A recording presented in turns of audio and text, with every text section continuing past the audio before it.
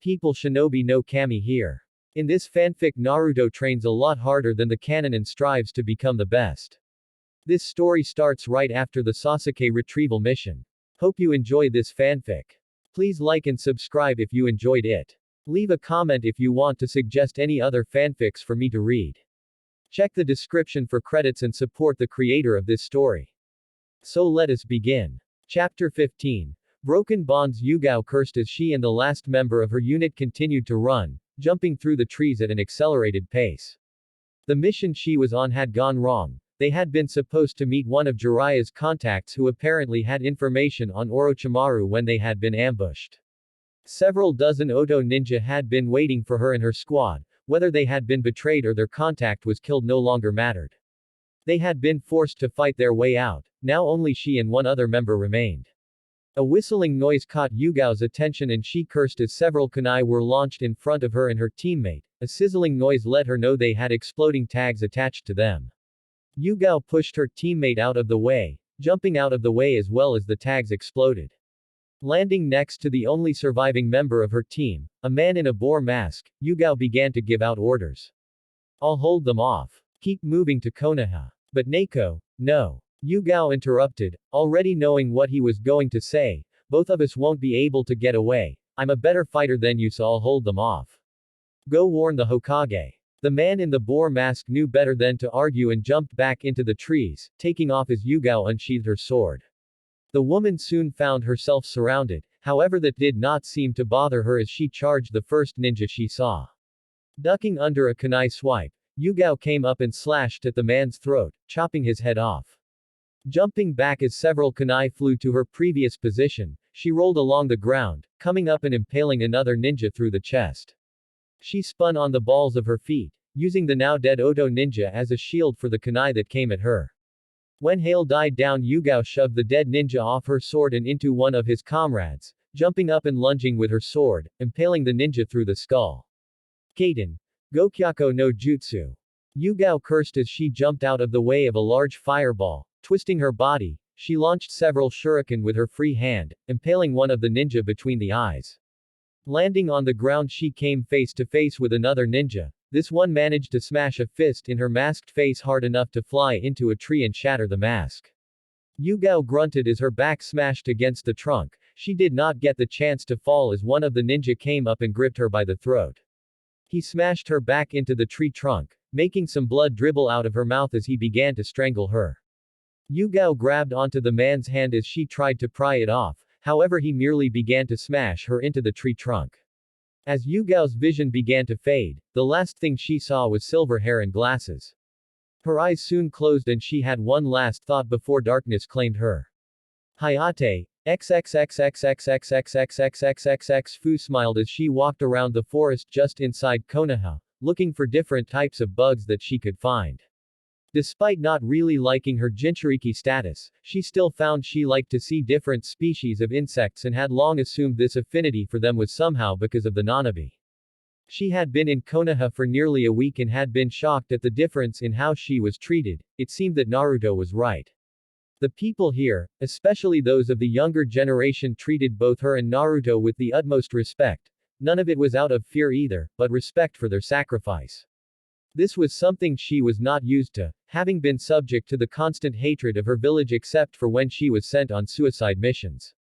Of course there were still people here who seemed to hate her, but they did not openly show it lest they get in trouble with everyone else. So far she had met a few of Naruto's friends as well and they seemed to not even care about what she held, talking to her as if she was any other person.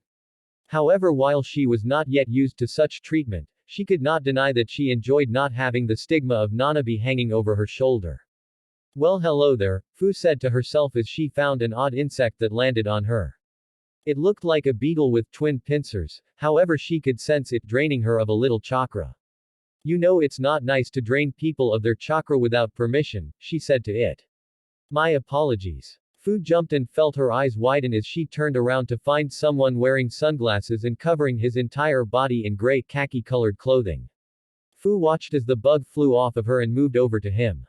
"I did not mean for one of my bugs to suck your chakra. I was merely trying to find out who invaded the Aburame clan's forest." However, if it did suck your chakra without my permission, you must have powerful reserves, Shino said. Fu felt her eyes widen again. I'm sorry, I did not realize that this forest actually belonged to a clan. It is most alright, Shino said. I can tell you're a foreigner, so that is understandable that you would not know this. So that bug is yours? Fu asked as she walked up to Shino. Yes. What kind of insect is it? I haven't seen an insect like him before, Fu asked with curiosity pervading her voice. It reminds me of the Papillia insects that I found in Kiba no Kuni one time, but I can tell it's very different. Shino blinked in surprise, having never found someone outside of his clan who was interested in insects. It did not last long as he began to tell her about his insect hive, with Fu listening with rapt attention. XXXXXXXXXXXXXX Tsunade rummaged through the list of mission scrolls as she attempted to find a good mission for Naruto to do. Said ninja was calmly sitting in the seat across from her desk. Truth was, she had a lot of missions for him. After the Chunin exams, many of the customers had personally requested the clan head.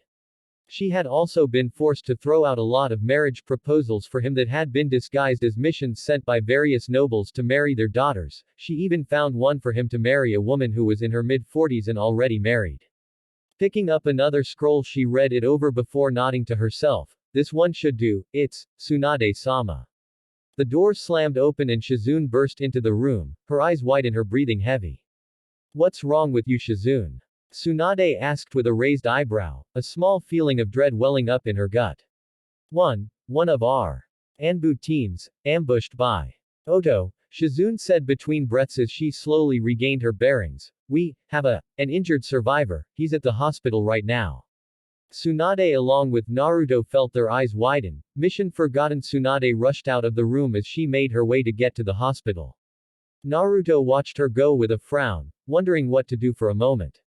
Making a decision, he followed the blonde Hokage, catching up to Shizune, who was also on her way to the hospital. Shizune Ne-chan, Naruto said as he began to walk alongside the woman, what happened? Whose team was ambushed? Shizune looked at Naruto for a moment as she debated whether to tell him or not. Anbu teams normally answer only to the Hokage, and anything about their team and what they do are considered classified. Still, this young man was probably the third most important figure to Konoha, with only Tsunade and Jiraiya being ahead of him.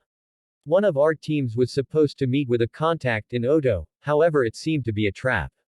The man who came back claims to be the only one to escape. Shizune and Naruto stopped in front of the door that Tsunade entered just a moment before.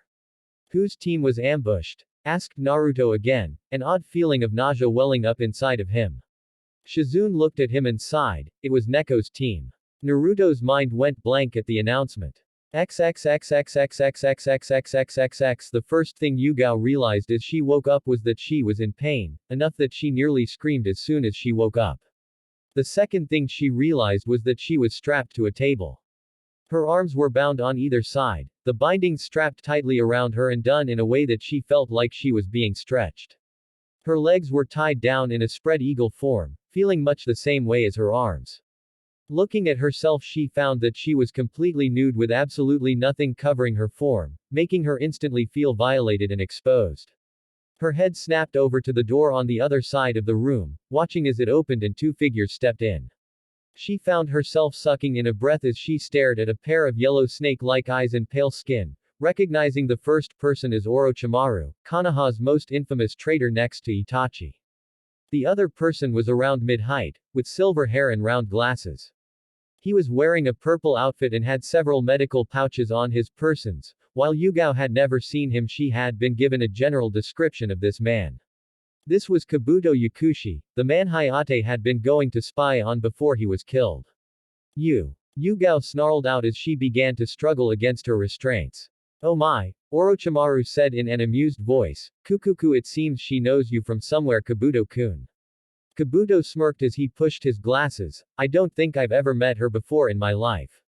You're the reason Hayate is dead. Yugao yelled, her struggling increasing in fervor in her effort to get out of her restraints and kill this man. Hayate. Kabuto mumbled in thought before the proverbial light bulb went off in his head. Ah. Now I remember him, the proctor for the preliminaries when we had our invasion. The medical ninja shrugged. He was the one who was spying on me and our ally at the time. From what I hear he was quite skilled with a sword, he even gave the ninja who killed him some trouble, though that did not save him in the end, did it? Shut up. Yugao yelled, her desire to snap this man's neck reaching an all-time high. You're the entire reason he's dead. I'm gonna kill you. She seems quite violent, Orochimaru commented with a snake-like smirk. Do you think you'll be alright alone with her, Kabuto-kun? Of course, Orochimaru-sama, Kabuto said as he pushed his glasses up his nose, just leave everything to me. Kukuku, very well, Orochimaru laughed as he began to leave. I need to check on Sasuke-kun anyway, I believe he wanted some more training. As the door closed behind the snake Sennin, his right-hand man turned back towards the still struggling and snarling Yugao. Now there is no need for such violence, Kabuto commented as he walked up to the table and unrolled a scroll. Unsealing the contents revealed them to be what looked like medical scalpels and a jar of odd stones floating in a glowing green liquid. Kabuto grabbed one of the scalpels, smirking as he looked over at Yugao. You know, if you continue to struggle, this is going to hurt even more.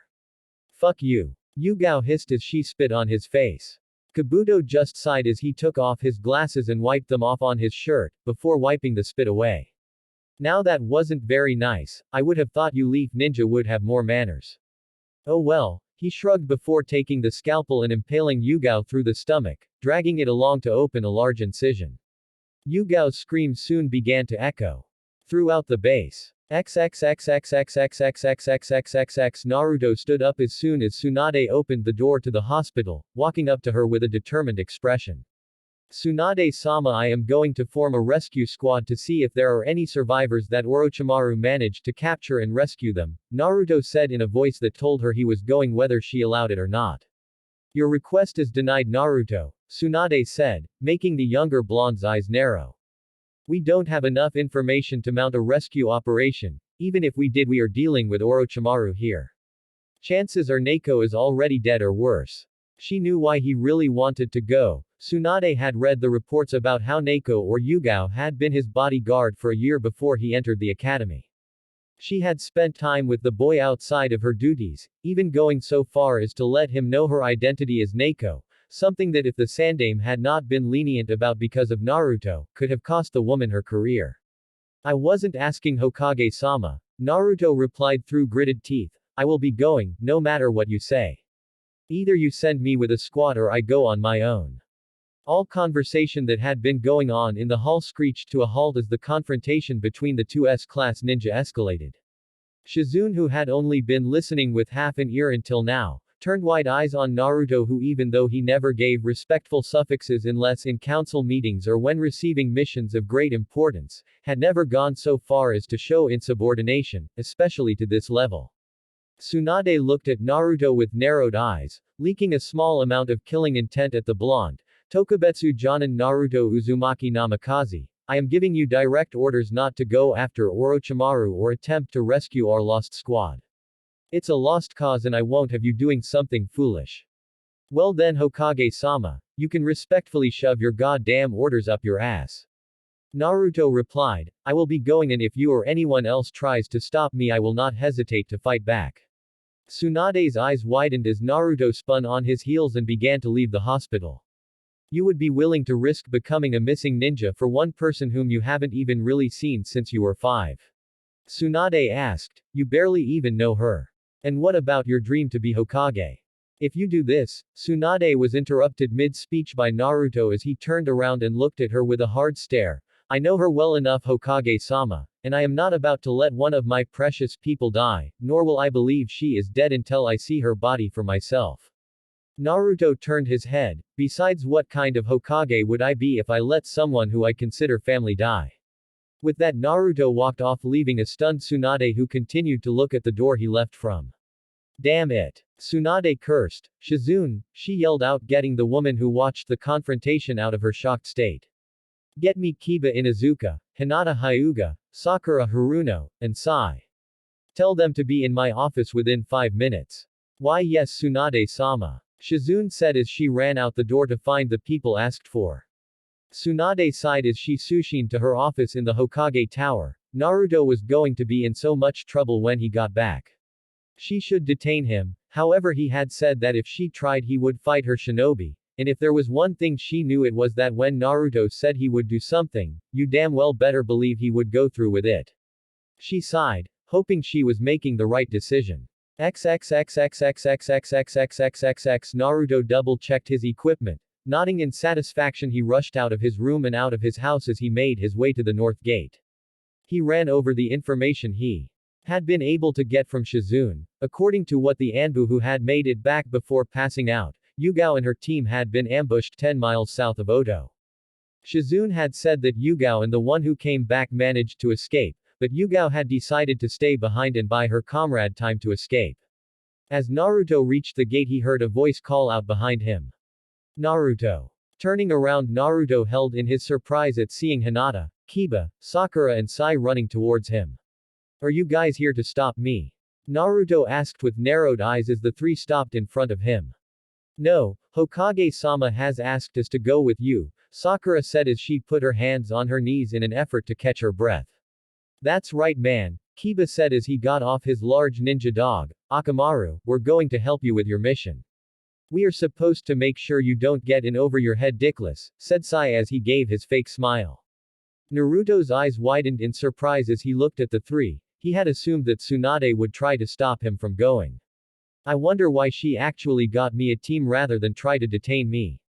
He shook his head. Right now anything that did not pertain to rescuing Yugao was irrelevant. You have my thanks then. We're heading towards Odo where a team of Anbu was ambushed. Our mission is to see if there are any survivors and if so rescue them. We'll be traveling fast so make sure you can keep up. Naruto turned around. Let's go. Naruto blurred out of existence as he shot off, putting on a burst of speed and forcing the others to take off in order to catch up. Naruto and his team traveled for several hours. The foliage around the area passed by as nothing but a blur as Hinata, Kiba, Sakura and Sai tried to keep up with Naruto. Right now the blonde's only thoughts were on completing the mission he had set for himself. At the moment nothing else mattered. As the sun began to set, he looked back at the others, noticing that they seemed to be lagging more and more. For a moment Naruto cursed. He should have gone on his own, at least then he would be able to move much faster. Sighing, he came to a stop. Odo was farther than Taki. They could not get there before dark and the others were exhausted. He realized they would need to stop for the night. We'll set up camp here, Naruto said as the other came up. Kiba, I can hear a stream from somewhere up north. I want you to go and see if you can't catch some fish. Hinata, I want you and Sakura to set up camp. Sai, I want you to scout the area. Meanwhile, I'll set up traps around our perimeter. The three Chunin and one Root nodded and went off to their various tasks. Naruto created several cage bushes and sent them off with several trap seals and sensor seals so they would not be caught by surprise. That night Naruto cooked everyone some fish that Kiba caught. The entire affair was fairly quiet affair.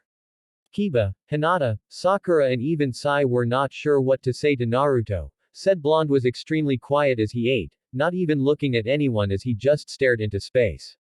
Are you okay, Naruto-kun? Asked Hinata. Though her voice was still soft, she no longer stuttered since her talk with the blonde about her reason to grow stronger.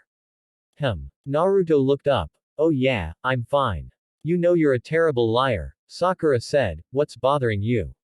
Naruto sighed. I know the captain of the team who was ambushed. When I was younger she was one of few people who ever showed me kindness and treated me like a human. Despite how long ago it happened, I never forgot what she did for me and how much it meant. Now she's in trouble and I'm afraid we won't get there in time. Sakura, Kiba and Hinata were silent as he spoke. They had not truly realized how hard his life was until his announcement of his Jinchuriki status. They had seen how he was hated, of course, but never knew why. Now they knew it was because his own father had sealed the Biju who had nearly destroyed Konoha. All three realized that they had only seen the surface of just how bad the blonde had it. They realized why Naruto was so adamant on saving this woman, because she was one of the few people who had seen him for him. Sai remained silent as well, thinking about what the blonde said. Is this what it means to have a bond with someone? He looked at the blonde Tokubetsu Jonin in unhidden curiosity, to be willing to go so far for one person. Could this be what makes him the way he is? Naruto sighed as he stood up. I'll take the first watch, Kiba you'll take second and Sai will take the third. We'll do watches in 3-hour intervals, understood? Yes, Kiba said while Sai merely nodded. Naruto stood up and looked at the darkened sky, hoping that Yugao was alright. XXXXXXXXXXXXXX. The next day found the group once again trying to keep the grueling pace Naruto said as he rushed through the area towards the last known destination of the Anbu team. Akamaru and I smell burnt wood and flesh up ahead, Kiba said, Akamaru barking in agreement. Naruto nodded. Lead the way. Kiba took the lead and the others followed him. They came upon a clearing that was obviously a battle site given the burnt ground around the area. Naruto immediately ordered the group to spread out and search for clues that could help them find Yugao. Judging from the number of footprints coming from the north, the squad was made of 6 Anbu. He moved over to where the feet seemed to stop. They were met by someone here. Looking over around the area, he saw a few kunai and the burnt ground, signs of a Kaiden jutsu being used. They scattered. 4 of them were picked off one by one. He looked at each area, where he could see what looked like ash over the burnt ground. Looking down, he spotted footprints that were indented a little farther into the ground. 2 of them survived and jumped. He placed his own feet into one of the prints. Looking up, he jumped over to the first tree in sight. Crouching down, he saw a 2-foot print in the tree. He continued to follow it until he saw a branch that had been taken out by an exploding tag. They jumped to the ground. Naruto jumped down and looked around until he saw 2 sets of footprints that he identified as those belonging to the Anbu. This is where Yugao made her stand. He looked to see a print that was scuffled. She was knocked back into this tree. Naruto thought as she looked at the tree. It was splintered, showing where someone was slammed into it repeatedly. Yet there is no burn marks from a Kaiden jutsu like the others, which means she was not killed. Naruto kneeled down onto the ground. Looking around, he saw a glint of white and red. He moved over and picked up what he recognized as the piece of an Anbu mask, a Neko mask. Naruto whirled around and looked at the rest of the ninja with him. Kiba. I need you and Akamaru to track the scent from this. Naruto held up the masked piece. Kiba took it and brought it up to his and Akamaru's nose, getting the scent that was on it. Both of them began to sniff around, trying to track the scent to see which way it went. Akamaru gave a loud bark which Kiba translated. Akamaru says he found the scent. It's weak, but we should be able to follow it. Kiba and Akamaru took off into the trees as they began to follow the scent. Naruto and the others raced off as well, following the canine shinobi and his companion. They made their way out of the trees and Naruto noticed that they had crossed the borders of Hai no Kuni. They were now entering the borders of Ta no Kuni, land of rice, where Otogakure was located. In front of him, Kiba stopped and raised his hand, causing the others to stop as well. He and Akamaru sniffed the area for a few minutes and frowned. The scent stops here. Naruto closed his eyes in thought. The scent stops here. We already know they didn't use any kind of scent killer, or they would have used it at the site and not been so careless.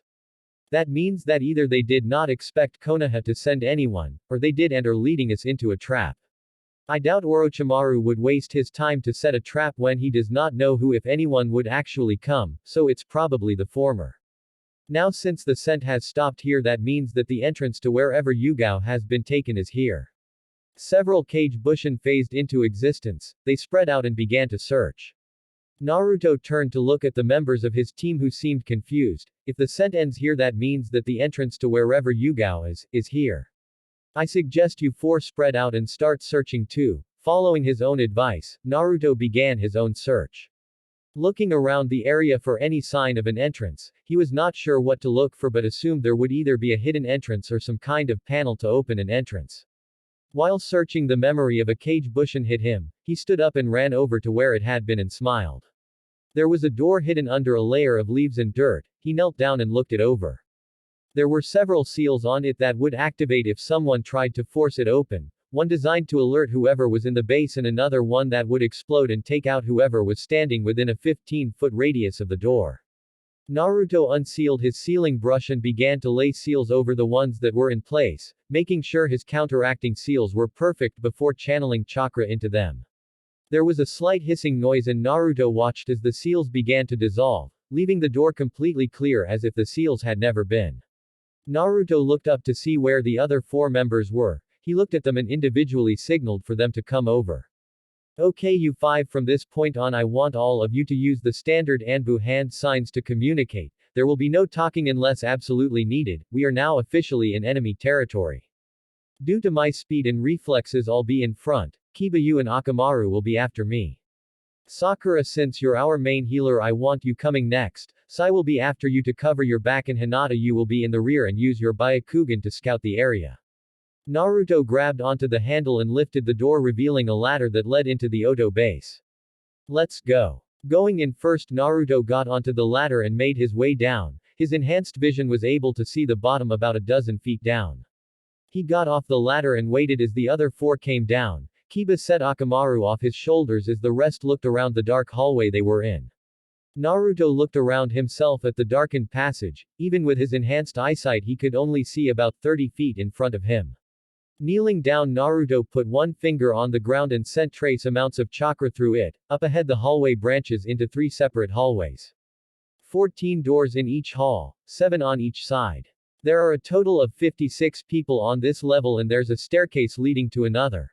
Naruto stood back up as the information about his surroundings came to him, formulating a plan of action that would allow him to access more ground without having to separate from his team. He looked over at them and got their attention. They all walked over to him as he began hand sealing. Follow. He turned back around and began to move, walking along the edge of the wall as he used his enhanced senses to aid him. The 5-man squad made their way along the hall, taking the left branch first. Each time they went up to a door, Naruto would place a single finger on it to try and glean what information he could. 4 people, mid-Chunin level. Naruto sighed. Yugao's not in there. This continued for nearly 30 minutes as they went from door to door. There was only one mishap where one of the Oto ninja had stepped out of one of the rooms and Naruto had been forced to kill him and the other 3 in the room. They ended up finding nothing in the first corridor, and Naruto decided to take the one on the right next, doing the same process as the previous rooms. Finding nothing, Naruto and the others made their way to the last corridor. Still they had nothing, and Naruto led his team downstairs. The first thing Naruto was able to determine was that this place was used for prisoners, or experiments. The place reeked of death and decay. The walls and area were decidedly less maintained than the upstairs. Walking along, Naruto looked into the cells and saw people who looked to be half dead. Some of them he noticed had died and had yet to be removed. The blonde's disgust for Orochimaru rose as he looked at the area. He shunted his emotions to the side, knowing they would not help here. Finally he came to the one at the end of the hall in what he had dubbed the prison area and found a door. 3 presences, 2 Chunin, 1 Jonin. Naruto channeled some chakra into his ears. Several he could not hear much except for the breathing of the occupants, but one of them sounded strained and erratic, as if they were injured. Closing his eyes for a moment, Naruto made his decision. He turned to his team and gave them instructions. Wait. Taking a deep breath, Naruto grabbed onto the handle and opened the door. He didn't even need a second to take stock of the situation. Strapped to a table was a completely naked Yugao. There were numerous cuts, bruises and what looked like stitches all over her body. Worse was, Naruto could see some odd-looking protrusions sprouting out of her skin that looked like bubbles. However, the worst thing was the glazed-over look in her eyes. It was the kind of look when someone had gone into shock from being subjected to more pain than the body could handle. Naruto's eyes hardened as he took action. The 2 Chunin didn't even stand a chance. Naruto appeared right in front of the first one. No Hiraishin and no Sunshin, just a burst of pure speed. He unsealed a kunai and stabbed it right through the man's jaw, sending it through his head. At the same time, Naruto created a Kage Bushin, which appeared behind the other shinobi and snapped his neck.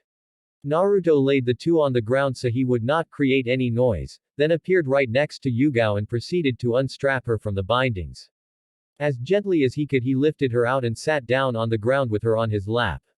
He created a Kage Bushin and had it henge into a cloak that he wrapped around her frame. Sakura, he called, no longer feeling the need to be quiet in this emergency.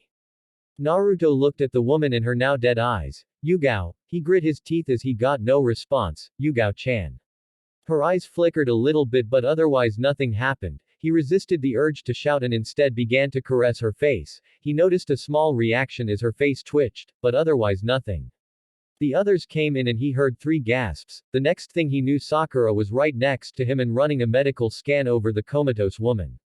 She has major damage to a lot of her vitals, Sakura said as she analyzed the woman before her, numerous fractures and internal bleeding. She also has several odd-looking bumps on her. Naruto began speaking as he moved over the cloak on her shoulder to reveal the bubbly-looking lumps. Can you figure out what they are?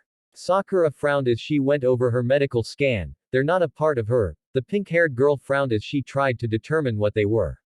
They have a separate chakra system, Hinata said in an effort to be helpful as she used her Byakugan to look over Yugao. Sakura's eyes widened a tad. They're eggs. These things are carrying something, some kind of animal or insect. Naruto finished as he remembered a lesson on parasitic insects similar to those of the Aburame clan, except they were decidedly more deadly. We need to get her out of here. Naruto stood up as another Kage Bushin appeared beside him. He gave the purple-haired woman to the clone and began to move. The others had little choice but to follow as Naruto began to run, moving through the prison as fast as he could. The others followed him as he made his way out. As they entered the branching corridors, Naruto's danger sense hit a high alert. Get back. Naruto and the clone jumped away, pushing Kiba, Hinata and Sakura out of the way as a large destroyed the roof and allowed the sunlight to filter in. It's been a while, Dobi. The four members of the Rookie 11 looked up in shock to see Sasuke standing above them. He had changed his outfit and was now wearing a white long-sleeve shirt that opened at the torso, with a small Uchiha clan crest on the collar. He wore black pants with a blue-gray cloth hanging halfway from his stomach to his knees. He had a purple rope around his waist that was tied in a bow in the back. Naruto could tell he had also gotten stronger from the way he carried himself, but he could also see the boy had gotten even more arrogant. Sasuke, Naruto said in a low voice as his eyes hardened as he looked at the man he once considered a brother. He had thought about what would happen when the two of them met, what he would do when he saw Sasuke again. He had played out many different scenarios for how it could go down, what he would say, what he would do.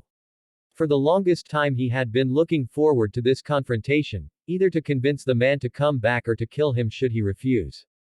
However, right now all of that was a moot point. He looked over at Yugao who was being held by his clone. Turning back to Sasuke, he knew he had no time to deal with the prick. Kukuku, well, isn't this a lovely little reunion? Naruto turned his head ever so slightly and saw Orochimaru and Kabuto standing together. Both of them held a large smirk. I see you've grown, Naruto-kun, Orochimaru said in his snake-like voice, which was oozing with amusement. You know, word of your accomplishments have reached even me. They pushed young Sasuke-kun here to train even harder so that he can kill you. Naruto's mind was a whirlwind of activity as he began plotting out the best course of action. His top priority was the safety of Yugao. She was the entire reason he came here. But he knew that against one S-class criminal, one a bordering S-class criminal and another who was said to be on par with Kakashi, Naruto knew he would have a hard time. Sakura, Hinata, Kiba, Naruto said in a quiet voice as he got their attention, I want you three to go with Yugao and my clone and get to Konoha. I'll catch up with you, but if I don't get there before you get to Konoha, then I want you to go inform Tsunade about Yugao's affliction and see if she can help. Sai, I want you to take on Kabuto. He is the weakest of the three, but he is still supposed to be on par with Kakashi, so be careful. Naruto noticed that Sakura was about to protest and spoke before she could. Do not argue with me, Sakura, we do not have the time to debate this. Sakura looked like she was going to say something but in the end just sighed, fine, but be careful and I'll do what I can. Naruto cut her off, knowing what she wanted. I can't make any promises though. Sakura nodded, knowing that was all she could get from Naruto before she and the others took off. Kabuto, if you will, Orochimaru said. Of course, Orochimaru-sama, Kabuto said as he pushed up his glasses. He took off to follow the Chunin, however he was cut off by Sai. Said pale boy gave Kabuto his false smile. I apologize, but I have orders not to let you pass. Well, I suppose I'll just have to go through you then, Kabuto said. Sai gave a smile as he finished drawing on his scroll. Chuho Giga. Several large ink lions shot out of the scroll and headed towards Kabuto, who was forced to dodge the ink beasts.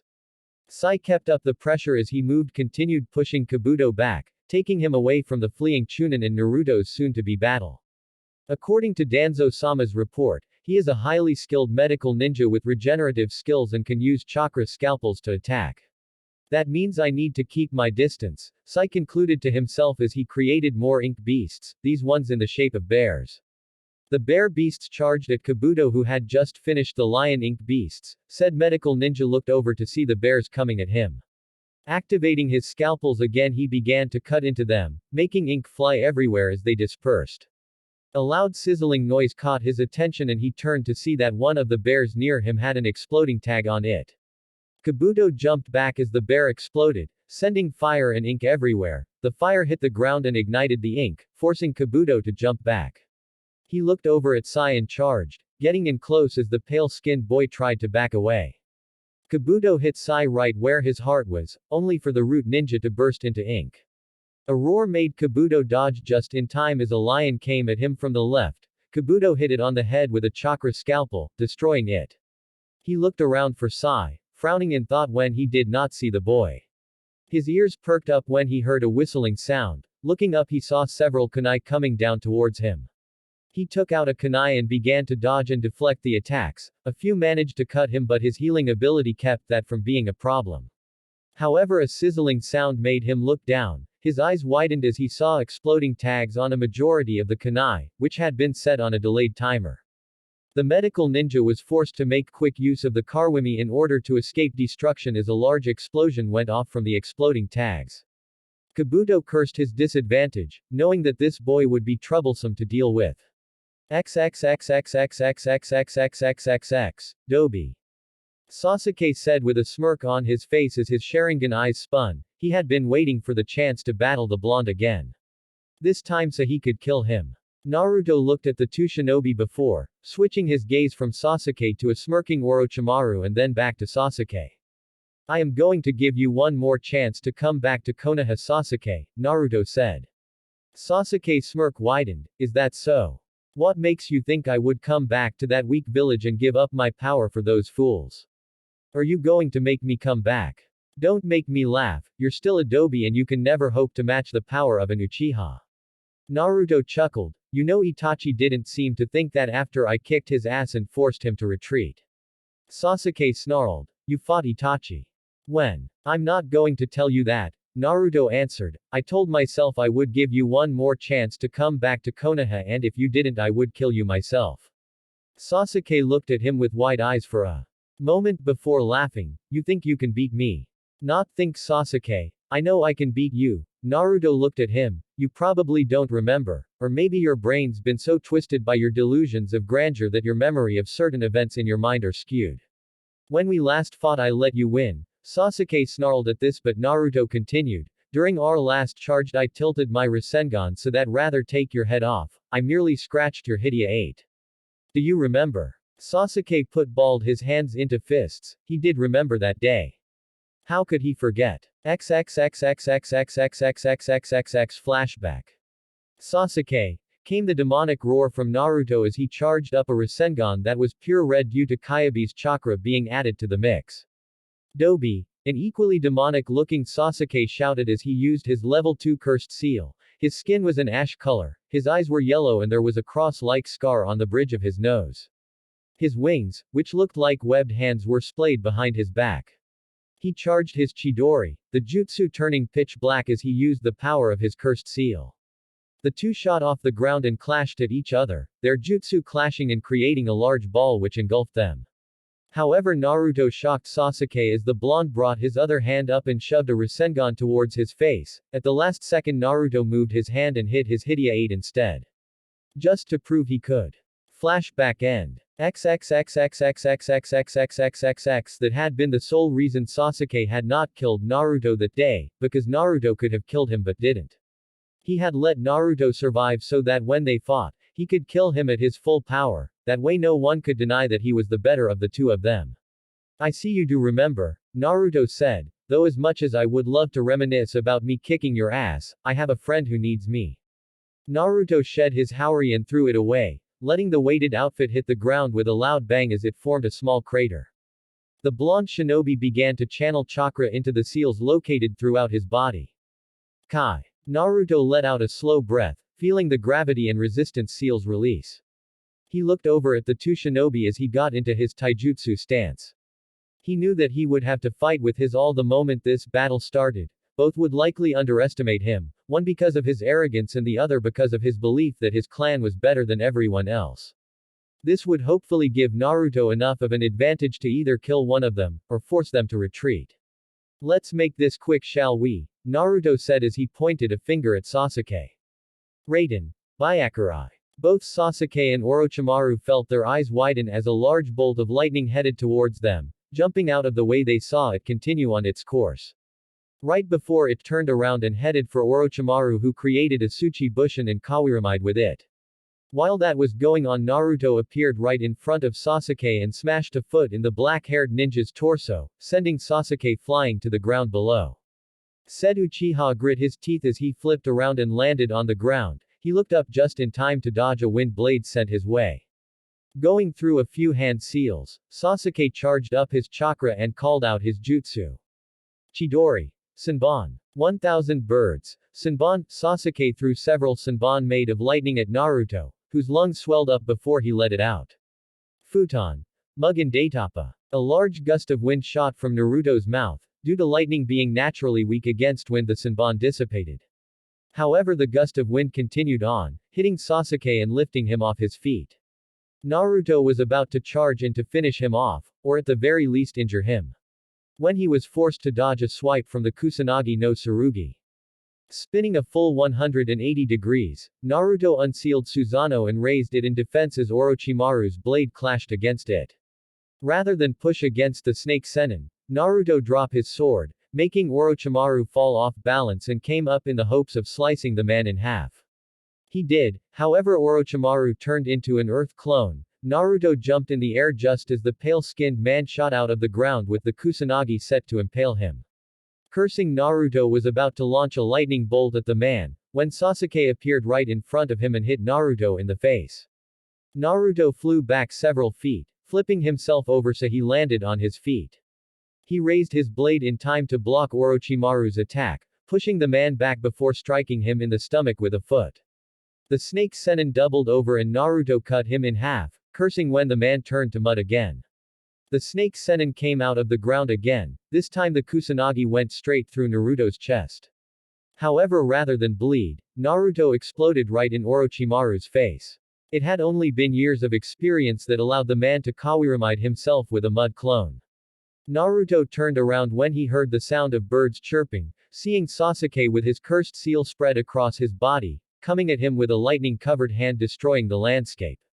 Naruto charged a Rasengan in his own hand. However, unlike the standard Rasengan, this one was pure white, having had Naruto's wind element added to it.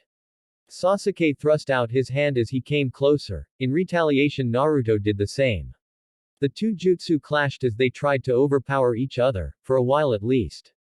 Due to the fact that the Rasengan had been an A-ranked jutsu on par with Chidori to begin with, now that it had an element and the most offensive-oriented one at that, the jutsu tore right through Sasuke's Chidori.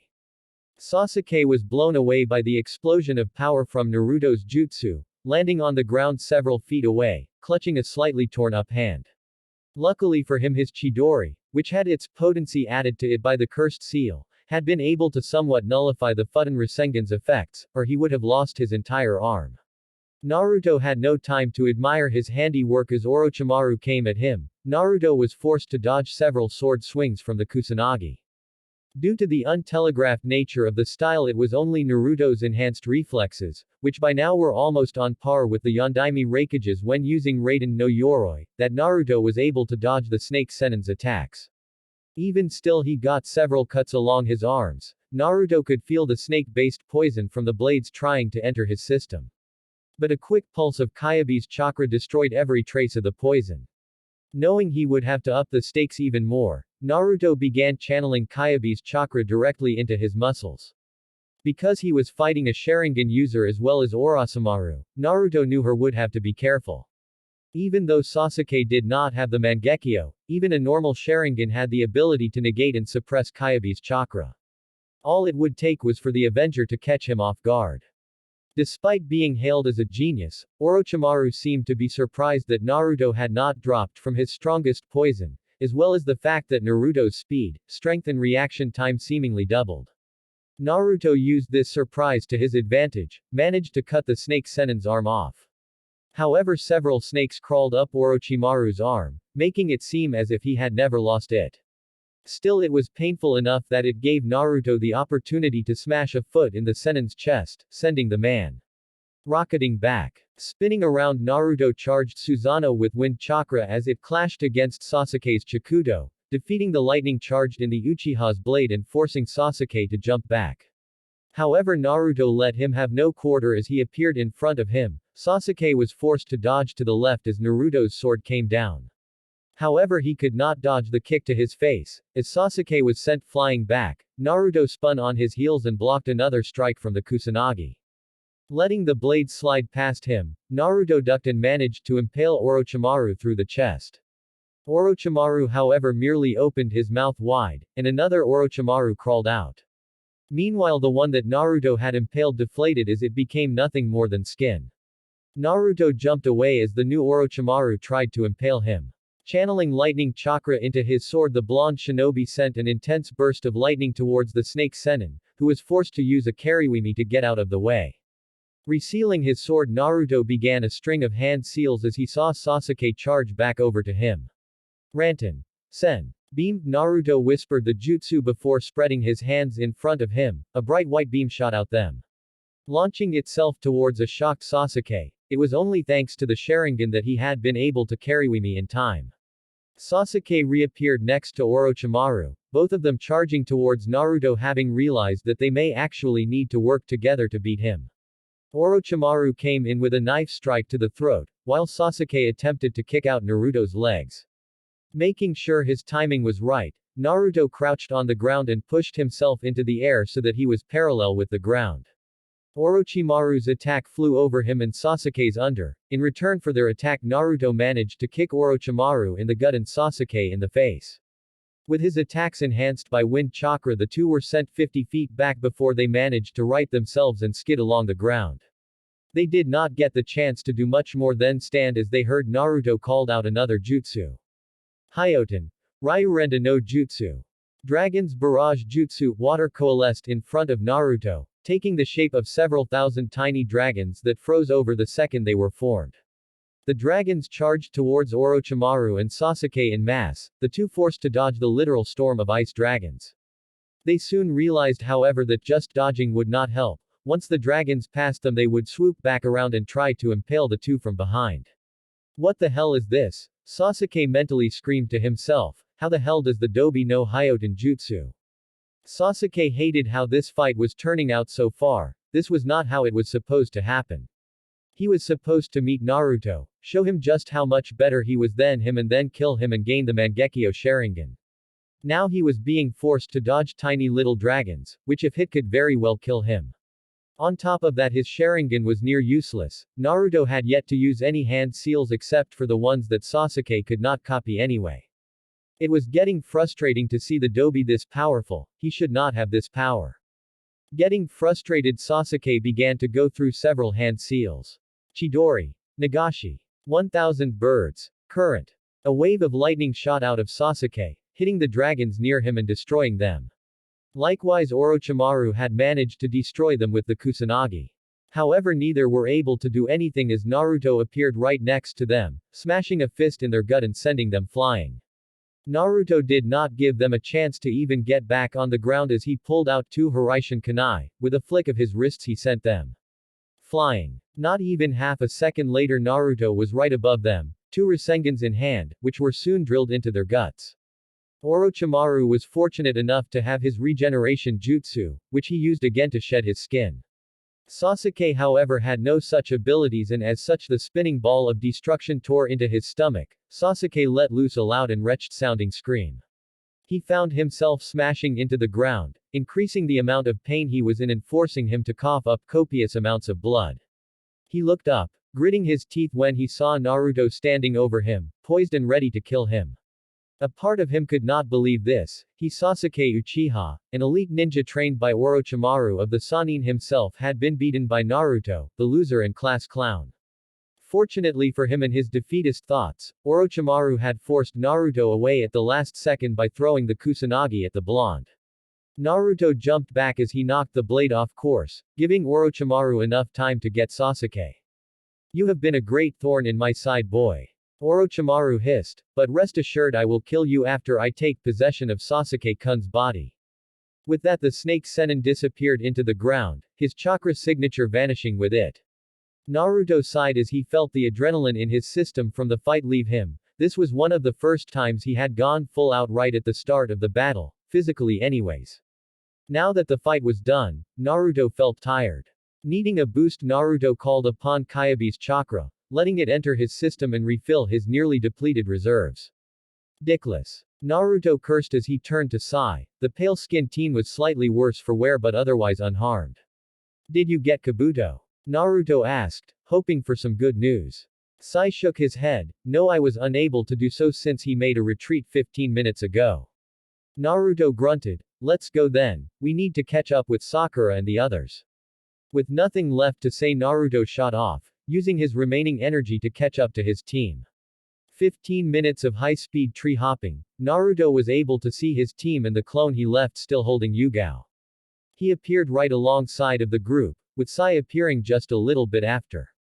Report, Naruto said in a commanding tone as he began drawing on more of Kyabe's chakra to sustain himself. There hasn't been any trouble, Sakura said as she continued running. Having gotten somewhat used to the grueling pace, Naruto said she was able to speak normally. We have not run into any Oto shinobi. I don't think Orochimaru was expecting something like this. She looked at him for a second and bit her lip. Did you? No, Naruto said, already knowing what she wanted to ask. Sasuke managed to get away. But I managed to injure him pretty badly, so he won't be able to do anything for a while, several months at least. Naruto moved up along his clone, and took Yugao from it while still in motion. He looked down at her and noticed that she was beginning to sweat. Have you noticed any change in condition with Yugao? Sakura shook her head. Not that I can see, the eggs have not hatched, so we're in the clear for now. Naruto nodded as he glanced back at Yugao. He was unsure whether or not it was because of the fact that he had not really been able to look at her due to what has happened, or because of the eggs, but she was looking a lot worse than before. Naruto resisted the urge to growl as he thought about the ones who did this to her. While he had been able to keep them occupied enough that they had been almost defenseless to his assault, he wished he had been able to kill them. Next time, Naruto promised to himself. The group continued traveling as the sun began to go down. However, none of the other ninja had Naruto's stamina, and because of his fight with Sasuke and Orochimaru, Naruto was near exhausted even with Kyabe's chakra to sustain him. They unfortunately had to turn in for the night, setting up camp and taking shifts. This time Naruto had Hinata, Sakura and Sai take the 3 shifts. Naruto stayed with Yugao as he gently laid her down in his sleeping bag. Not caring that the surface of the tent was extremely rocky, Naruto set himself down right next to his bag on the floor, watching Yugao until he fell asleep. Ah! The next morning Naruto awoke to a tortured scream. Jumping onto his feet, he unsealed Susanoo out of instinct as he looked for the threat. It was only when the scream tore through the room again that he realized where it was coming from. Yugao. Turned, Naruto saw the young woman writhing in pain. The blonde's eyes widened for a second as he tried to think of what to do. He quickly shook off any thoughts other than getting Yugao back to Konoha. He jumped out of the tent, thankfully to see that the others had been awakened by the scream. Sakura. Naruto shouted, getting the pink-haired Chunin to come over. Take her, do a medical scan, try and stop or at least delay whatever is causing her pain. Hinata, I need you to help her as well. Naruto handed Yugao off to Sakura as Hinata rushed over to help. Naruto bit his thumb and rubbed some blood over his hand as he began stringing along several hand seals. When finished, he smashed his hand on the ground and shouted out his jutsu. Kuchio's no jutsu. A summoning seal array spread out from the point where Naruto's hand had impacted with the ground. There was a large puff of smoke that covered the entire area as he along with the others were shot up off the ground. Jiraiya, you better hope you're not the one who summoned me, you damned pervert. Naruto hopped off Gamabunta's head and onto nose. Bunta, I have an injured Konoha Kunoichi and I need very fast transportation to Konoha now. As if to accentuate his words, Yugao let loose with another scream. Gamabunta, seeing the frantic look on his summoner's face, and actually liking this summoner, decided to do as asked. You got it, Gaki. The giant toad began to hop off at a pace that he rarely ever used. Naruto rushed back over to Sakura and Hinata, who were busy running some kind of healing jutsu over the large bumps, which Naruto could see were deforming as if they were trying to break. What's going on with her? Naruto shouted as he tried to make himself heard over the rushing wind. Sakura looked up from her work for a second, before going back as she explained what was wrong. Those eggs are hatching. Hinata and I are using our chakra to keep them encased in a bubble of sorts. Hopefully that will keep them from hatching until we can get her to the hospital. Naruto nodded as he sat next to them, watching as one of his precious people screamed and writhed in pain, feeling completely helpless because there was nothing he could do to help. He tore his eyes away from the sight and saw that they were coming up on Konoha. Gamabunta jumped right over the village gates and made his way to the Hokage tower. As the giant toad stopped right outside, Naruto jumped in through the window, not even bothering to take note of Tsunade and Shizune's shock as he spoke. I have Neko. She is badly injured and has some kind of eggs implanted in her. I need you two at the hospital, otherwise she might die. As Naruto was saying this, Sakura and Hinata came in with Yugao, who was still screaming, but had overused her vocal cords so much that all that came out was a rasping noise. Tsunade, seeing this, instantly went into medic mode. Sakura. Hinata. Get her to the hospital. Shizune, get a hospital room ready in. By the time they get there.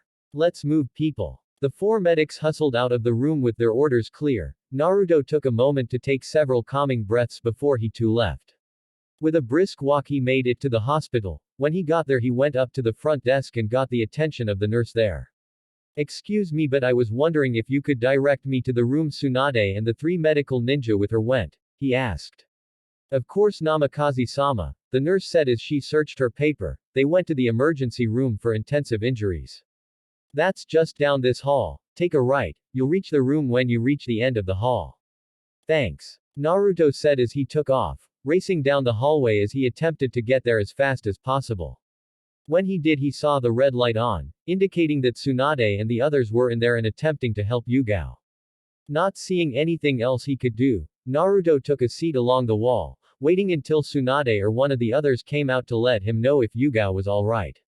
XXXXXXXXXXXXX. Sakura, I need you to hold her down.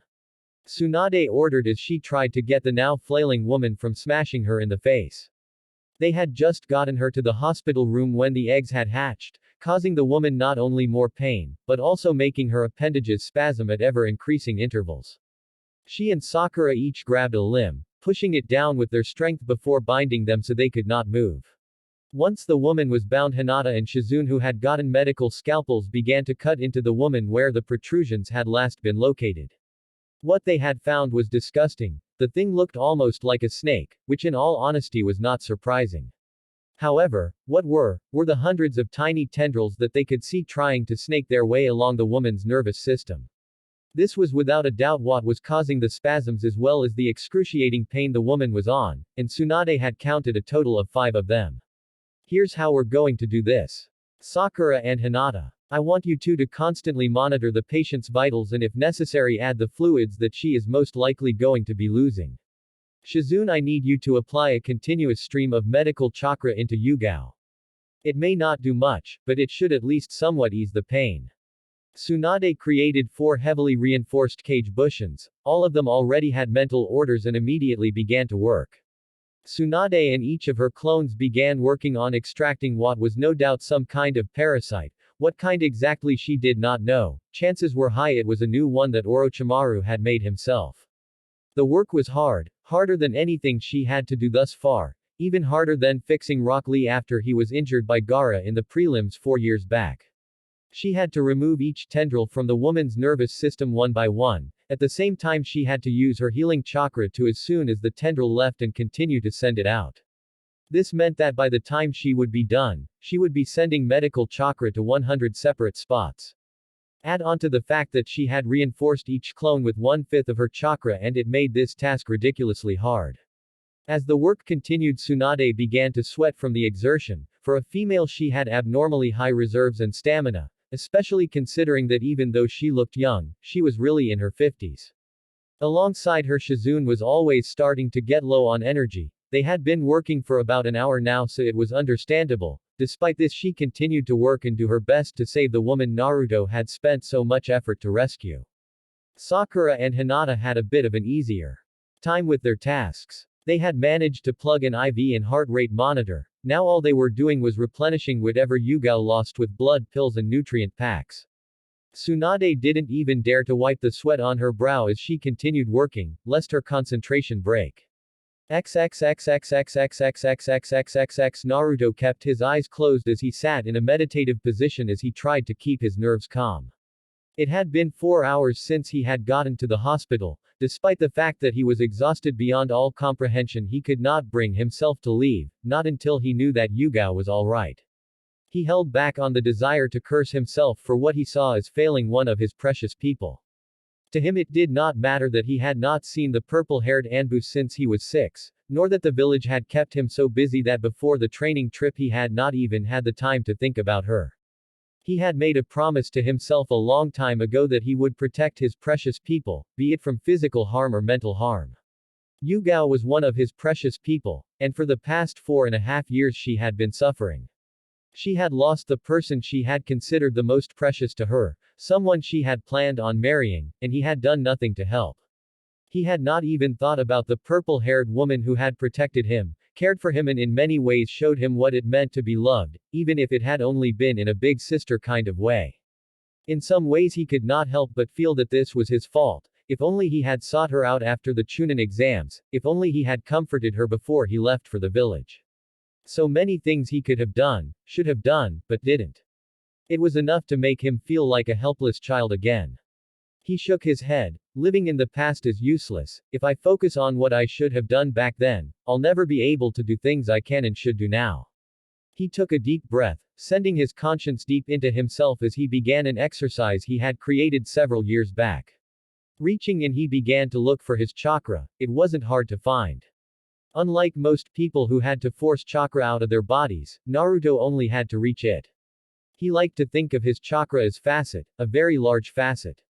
Whereas most ninja actually had to pull and drag their chakra to use, all he would do was turn it on, much like turned the handle on a facet to get water. It was for this reason that the Bushin Jutsu was forever out of his reach. Even if he only let his chakra flow for less than 1/4 of a second, it was already too much and the Bushin was overloaded. He shook his head again and forced himself to go deeper. As soon as he reached his chakra, he began to feel it out. If chakra were to be given a color, most people would often describe theirs as a light blue. Naruto's chakra was a dark and thick blue. Reaching even further, Naruto felt out the many different types of chakra he had or could produce. The first was easily recognizable as Kyabe's, a deep red color that seemed to burn and thrash in a chaotic manner as if it was alive. Ignoring it for the moment, Naruto began to focus on his other chakras, or his elemental chakra. There were 5 in total. The first was a deep green color and had feel that was very contradictory in nature, giving off both a calming and chaotic feeling. This was his main affinity, wind chakra.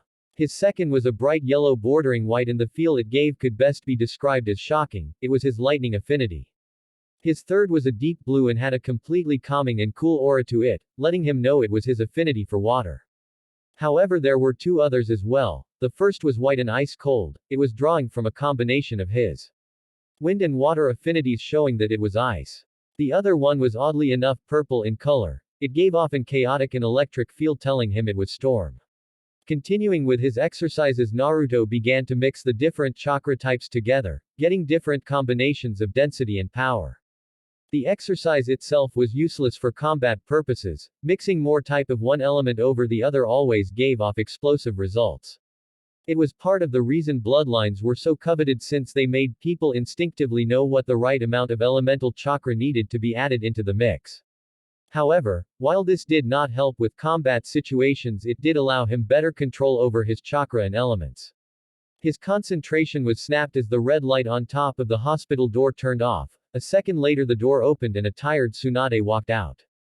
Naruto stood up and went up to her. He opened his mouth to speak, but Tsunade raised a hand, stopping him. Yugao is stable, Tsunade said. We managed to fix her up and she will be just fine, however she will not be waking up anytime soon.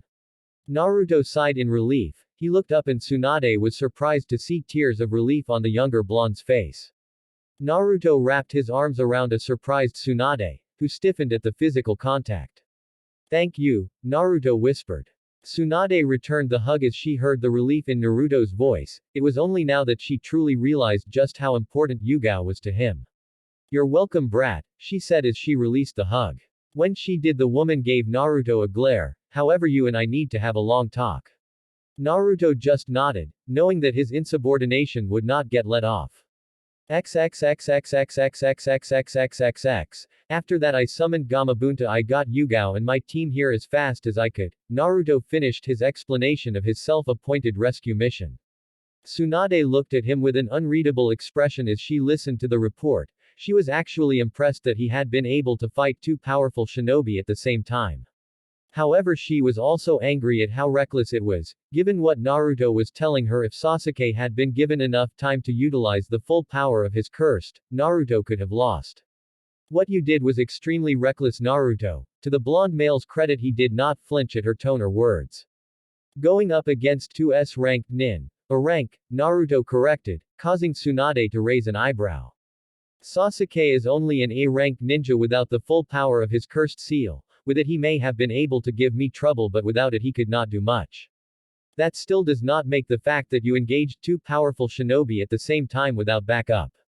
Tsunade glared at him. Her glare, however, was merely to hide the fear she felt at the thought of Naruto getting injured. If something had happened to the young man on this mission, or any mission really, she would never be able to forgive herself. I know, Naruto said in a quiet, that is why I am willing to accept any punishment you offer. Tsunade sighed. She knew the man in front of her did not regret his decision even for a second. Because of your insubordinate actions, I am putting you on a 1-month probation where you will not be able to leave the village. Also, you will be required to do 31D rank missions while on this probation period. She knew this punishment was somewhat harsh, but most cases of insubordination could be taken as a sign of treason, which was punishable by death. Naruto nodded, not in the least bit concerned by the punishment he was receiving. I understand, Tsunade-sama. He paused for a moment. Was that all? Or could I? Tsunade sighed as she waved him off. Go on and visit Yugao, she should be out of intensive by now. Naruto gave her a smile of thanks before disappearing in a swirl of leaves. XXXXXXXXXXXXXX. Naruto entered the room where Yugao was staying, grabbing a chair on the wall and placing it near her bed. He sat down with a heavy sigh, running a hand through his hair as he thought about what his confrontation with Sasuke. Any feelings of comradeship he may have once felt for the Uchiha was long gone now. Whether he was a part of what happened to Yugao or not, Naruto knew that he would know of it. It did not even matter if he actively participated in her torture, the fact that he knew was enough for Naruto. During their next confrontation, Sasuke would die. Painfully, Naruto promised himself that. He shook the thoughts off and focused his attention on the practically comatose form of Yugao. Reaching out, he took one of her hands in both of his, gently rubbing his fingers along her hand. Damn it, Yugao, Naruto whispered to himself as he thought of the woman. He knew what she was trying to do, going on S-rank mission after S-rank mission in the hopes that she would die. Her friends had been telling him about how the woman seemed to lose her will to live after the Chunin exams. He quickly squashed the guilty feelings that emerged from this train of thought. He could not change the past and dwelling on it did nothing, something he had constantly been forced to remind himself recently. Never again, Naruto said as he leaned his head down and kissed Yugao on the forehead, laying his head on her bed after that. He was not going to stand by and watch as one of the people he cared for, and admittedly had a crush on since childhood, suffer. Never again will I let her feel this pain. With those last thoughts, Naruto slowly closed his eyes and let himself fall asleep as his nearly depleted energy left him. A little while later, a nurse came by. Seeing the blonde with his head on the bed, she was about to wake him up. However, she noticed the way he was holding the woman's hand, nearly right next to his lips, as well as realizing who he was. Hokage-sama had given him special permission to stay the night, having anticipated that Naruto would not leave even if ordered. Turning off the lights, the nurse left the room, leaving the two people there to sleep. XXXXXXXXXXXXXXX Omake. Sasuke, Dobi. Sasuke said with a smirk on his face as his Sharingan eyes spun. He had been waiting for the chance to battle the blonde again. This time so he could kill him. Naruto looked at the two shinobi before, switching his gaze from Sasuke to a smirking Orochimaru and then back to Sasuke. I am going to give you one more chance to come back to Konoha, Sasuke, Naruto said. Sasuke's smirk widened. Is that so? What makes you think I would come back to that weak village and give up my power for those fools? Orochimaru can give me far more than that village can. Or are you going to make me come back? Don't make me laugh, you're still Adobe and you can never hope to match the power of an Uchiha. I see, so Orochi Tem can give you far more than Konoha. Well, I'll admit if I like to play hide the snake in the trousers with a pedophiliac freak I would stay too. Though, I never took you for an Uki. Naruto said, causing Sasuke to go red in the face. Well, I suppose I shouldn't be surprised by that, you always did strike me as the type that would like taking it up the ass. Take that back, Dobi. Sasuke screamed, I am not gay. I like women. Women. Sure, whatever you say. Naruto replied with a shrug, keep telling yourself that if it helps you sleep at night. Don't listen to him, Sasuke-kun, Orochimaru said with an angry hiss, he just doesn't understand what we have together. Sasuke looked back at Orochimaru, his eyes wide, what are you talking about what we have together? Didn't I just tell you I like women? Tilda, I think someone's in denial, Tilda, Naruto said in a sing-song voice. I am not. That's okay, Sasuke, Naruto said, I really don't care, I mean hey, if you're gay that's cool. It just means more women for me. Dobi. Hey people, before we start the next chapter I wanted to inform you guys that lately the like goals are not being completed, so the next video will not be uploaded until the like goal is reached this time. Check the comments for the like goal.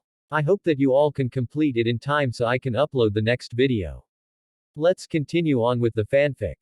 Chapter 16. Healing a Broken Heart XXXXXXXXXXX. Man, I can't believe she's giving you such a harsh punishment. Kiba complained in a loud voice as he, Naruto and the other members of the Konoha 11 sat at a large table in one of the Akamichi-owned restaurants. I mean, all you did was go to save one of her Anbu. You'd think she would be enough, Kiba, Naruto said in a calm voice. He shook his head at his friend. It was obvious that Kiba along with a few of his other friends did not understand. She's only doing what she thinks is right. But, Naruto forestalled his words with a smile. I was given direct orders not to go on my self-appointed rescue mission and disobeyed those orders. I knew that when I returned I would be punished for it. I accepted that and in truth I don't really care about my punishment. So long as I can protect my precious people then no punishment is too high a price. Kiba shut his mouth after that as he and the others listened to the blonde speak. The differences in the old Naruto and the one who came back once again became more clear and pronounced. Still, Ino said as she picked at her salad, it does seem a little harsh. I mean an entire month of D-rank missions and probation from leaving Konoha for trying to save a friend. Ino shook her head, it doesn't seem fair. On the contrary, it's actually far fairer than what most people would get for such a blatant act of insubordination. The level of insubordination I showed is a major felony in Konoha, borderlining on treason and can be punished with several years in jail as a minimum punishment and at worst death. Naruto said, getting gasps from the others who did not understand shinobi politics. What's more, my punishment will serve as an example that no one will get away scot-free for disobeying direct orders from the Hokage. As a clan head I'm supposed to set an example for other ninja, that I did not means she really had no other option. This will also let others feel a sense of unity knowing that just because I come from a powerful clan, does not mean I will be able to get away with everything I want. Man, politics are so troublesome, Shikamaru said with a sigh. I really don't envy you Naruto, having to deal with all this troublesome business. You know if you become Hokage you're going to have to deal with these types of situations often. Naruto laughed. Yeah well just wait until you take over for your father as clan head. Who knows, you may end up being my second in command after I become Hokage. Everyone laughed as Shikamaru groaned at the thought. If he ended up as the second in command for all of the shinobi forces he would have so much work that he would not have any time for his cloud watching, or shogi, or sleeping or anything really. Now that would be troublesome. Sai who had been invited by Naruto after he had found the pale-skinned boy reading at the library just watched as the group interacted. They seemed so normal, nothing like he thought ninja should be, how he was taught ninja should be. They showed their emotions and acted like normal civilians when not on duty, something he had been taught a ninja should never do. Sai looked over at Naruto, he had observed the blonde on the battlefield on numerous occasions now. Never once had he ever seen Naruto lose his cool when fighting, Even during their recent rescue mission he had not lost control of his emotions in battle. A part of him wondered if he would be able to better understand emotions, maybe he would be able to gain his own with time. Naruto looked over at the time and sighed. Standing up he looked at his friends and gave them a grin. Well, it looks like it's time to do another D rank, so I'll see you guys later. Tossing a wave over his shoulder, Naruto left the restaurant. The blonde walked through the streets of Konoha, making his way to the Hokage Tower so he could get his D rank mission. He waved to a few of the people he passed, tossing a grin to a few of the children who would stop playing to watch him. Looking in front of him, Naruto saw the Hokage Tower in view. He walked in and made his way up the stairs, stopping in front of the front desk that Isaribi was manning. Writing to your boyfriend again? Naruto asked with a grin as Isaribi jumped. Kami, Naruto, don't do that, she said, holding a hand to her chest as she tried to get her heart rate under control. She blushed a bit when she registered what he said. During the Chunin exams when she had met Chojuro, the two had hit it off fairly well. They weren't doing anything yet, having only really hung out together a few times, but they still considered themselves good friends. Of course, as soon as Naruto had found out that the two were sending letters to each other, he had not stopped teasing her about it. No, she said, a light blush staining her cheeks, I was just looking through some files for Hokage-sama. Really? Then what do you call this? Naruto drawled as he held up a letter, one that Isaribi instantly recognized as the increasing blush on her face spread. Give that back. Isaribi shouted as she jumped over her desk and tried to grab it, only for Naruto to move his hands out of her reach. Isaribi jumped on him in an attempt to get it, but Naruto merely switched himself out with a cage bunshin. The girl jumped off his clone when she saw another Naruto holding her letter, puffing out her cheeks comically as she put her hands on her hips. Give me the letter, Naruto-kun, Isaribi said as she held her hand out. When he didn't, she gave him the Kunoi Inu Boshi no Jutsu, puppy dog eye jutsu, that all females seem to know, no matter whether they were ninja or civilians. It was one of Naruto's few weaknesses. Naruto sighed as he handed her the letter. You're no fun, Ribi-chan. He perked up a second later as a grin crossed his face. So you admit that is a letter to your boyfriend? Isaribi's face got beet red. I never said Chojuro was my boyfriend. And I never said I was talking about Chojuro, Naruto shot back, much to the girl's embarrassment. Naruto laughed as he made his way into the Hokage's office, leaving a stuttering and red-faced Isaribi. Walking in, the blonde saw Tsunade looking out of the window behind her desk. Naruto walked up to the front and stood there. He did not speak, knowing that she already knew he was here and would talk when she was ready. Here for another D rank? Tsunade asked as she turned around. She looked at Naruto, whose face was fairly impassive at the moment. The blonde Hokage had been surprised at just how little resistance Naruto put up when given this punishment, meaning he had not even bothered resisting at all. Tsunade was actually impressed. Naruto seemed to understand the political implications of what he did and how it would affect other ninja in Konoha, which was the reason he did not resist. Though she knew that he would do it again regardless of any reprimands he got, something that, if she were honest with herself, also impressed her. Yes, Hokage-sama, Naruto said, using the respectful title and suffix. He had decided that since he was in trouble it would be best if he did not call her Ba-chan for the moment. Tsunade shuffled through the stack of D ranks that she had, selecting one that had her smirking. She gave it to him as she spoke. Your mission is to retrieve Tora the cat, who seems to have escaped her owner again. Naruto held in a sigh as he grabbed the scroll, nodding to Tsunade before he disappeared in a burst of lightning. XXXXXXXXXXXXXX. Naruto entered Yugao's room in the hospital, not even blinking as he spotted Shizune checking over the woman's condition. He had been here enough times to know that either she, Sakura or Hinata would check in on the woman once every 2 hours depending on whose shift it was. Naruto had spent every evening with Yugao, even though he knew that the purple-haired woman would not wake up for several more days at the least. How is she doing, Shizune-chan? Asked Naruto as he took a chair and brought it up to the edge of the bed. Sitting down, he reached out and took one of Yugao's hands in his own, gently caressing it like he had been doing every time he came in. Shizune looked at him for a second before going back to checking the monitors. She seems to be doing fine. She's still in her miniature coma, but Tsunade-sama and I believe she will come out of it in a few days or so. The young woman finished her check and walked around the bed. Coming up to Naruto, she placed a hand on his shoulder. You know you don't have to come here every day. She'll wake up eventually and I'll be sure to inform you as soon as it happens. Naruto shook his head. Thanks Ne-chan, but it's not about her waking up that makes me stay.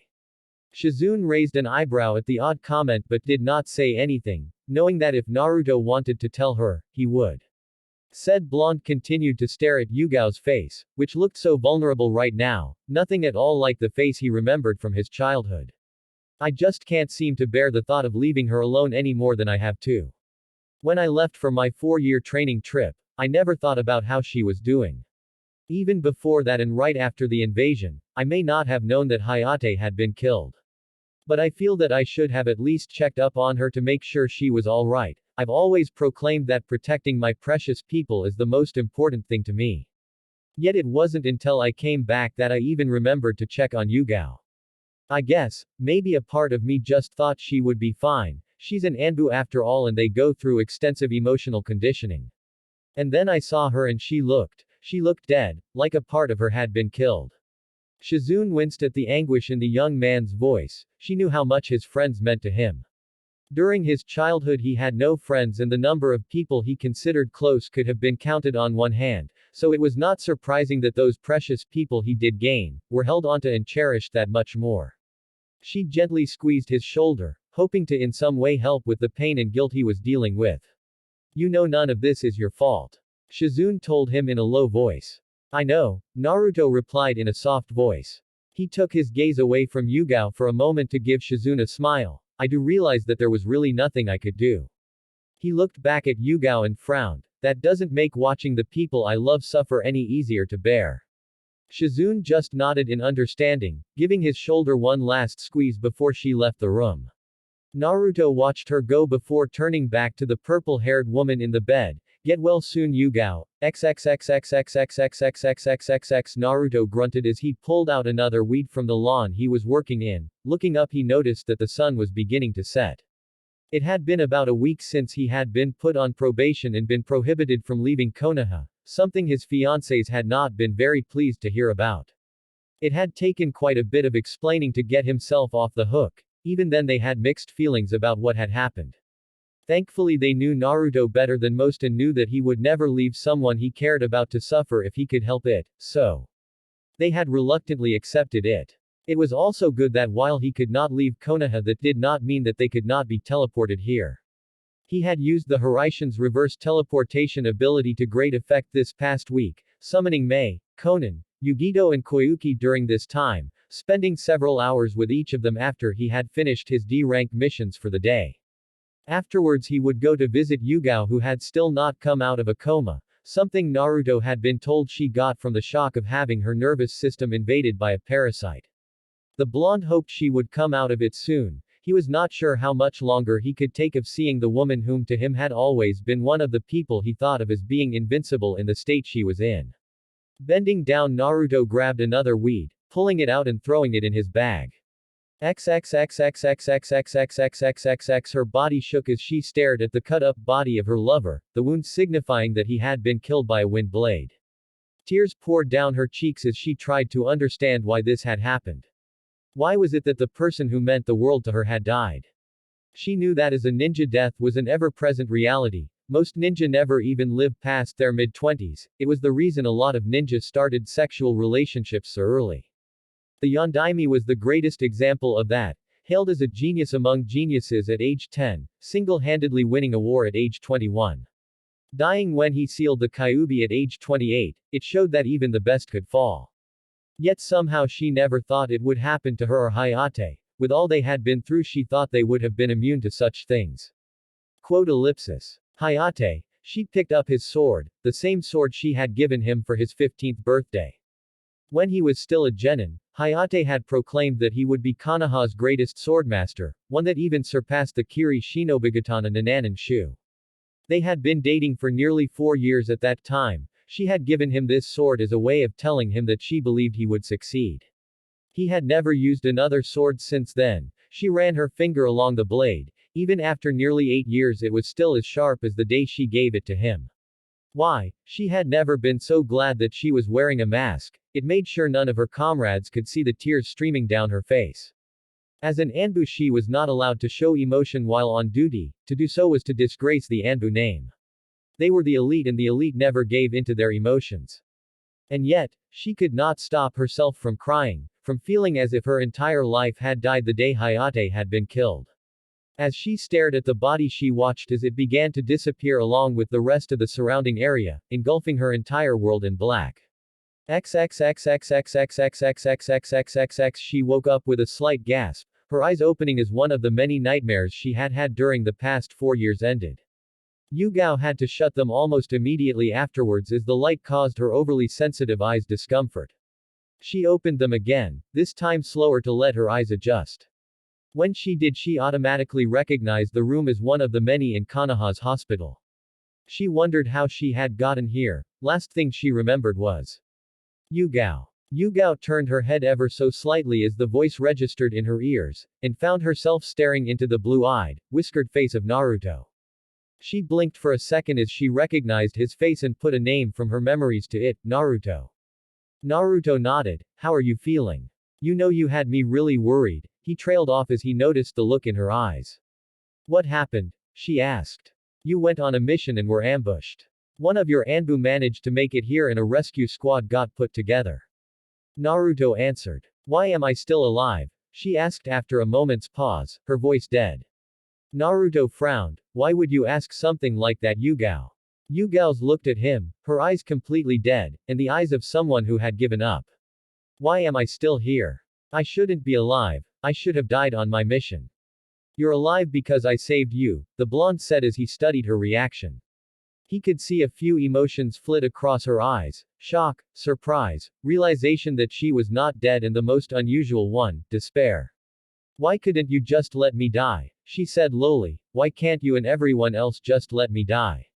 Naruto's eyes widened in shock, but Yugao just continued with ever-increasing volume.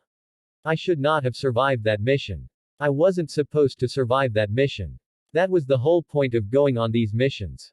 I should have died. At least then I cool. She didn't get to finish her sentence as Naruto smacked her across the face. Yugao felt her eyes widen as she brought one of her hands to her stinging face. She turned her head and looked at Naruto. Said blonde was gritting his teeth as hot tears ran down his face. How could you ever say something like that? Naruto asked, his voice a mixture of hurt and anger. How could you possibly say things like this? Do you know how many people here would be hurt if you died? What about us? Do you even care how much it would hurt everyone to lose you? What about Kurenai and Anko? You're one of their best and only friends, they'd be devastated if you got yourself killed. Hell, they're hurting right now, cause every day they have to look at you and all they can see is a woman who died inside, a shell of their former best friend. Naruto lowered the hand he had used to slap the purpled-haired woman as he continued, and what about me, he whispered. You were one of the few people who did not see me as some kind of monster, as the demon my father sealed inside of me. My childhood was fucking shit, but you know what? I would gladly suffer through all that again, if it meant I would have met you. Do you realize how much it would hurt me if you died? Yugao opened her mouth a few times as she tried to think of something to say. Eventually tears of frustration began to fall down her face. But Hayate, he. Do you really think Hayate would want you to give up your life like this? Naruto asked in a soft voice. Do you think this would make him happy? To see the proud and strong Kunoichi he loved like this, dead to the world and unable to move on. But we were going to get married. Yugao said as she began to cry in earnest, we should have been married. How can I live on when the one I'm supposed to spend my life with is dead? Yugao's breathing began to get heavy as she continued to cry, her tears blurring her vision. She knew it was wrong of her to cry, to show emotions that as an Anbu was a disgrace. That was why she had focused on her work, and began taking suicide missions, that way no one could see her pain, not that it helped. And now she had bottled them up inside for so long, never giving into them, that she was no longer able to keep them under lock and key. It was because of her tears that she was unable to see when Naruto moved, sitting down on the bed close to her. She stiffened when she felt a pair of arms wrap around her, pulling her into a comforting embrace.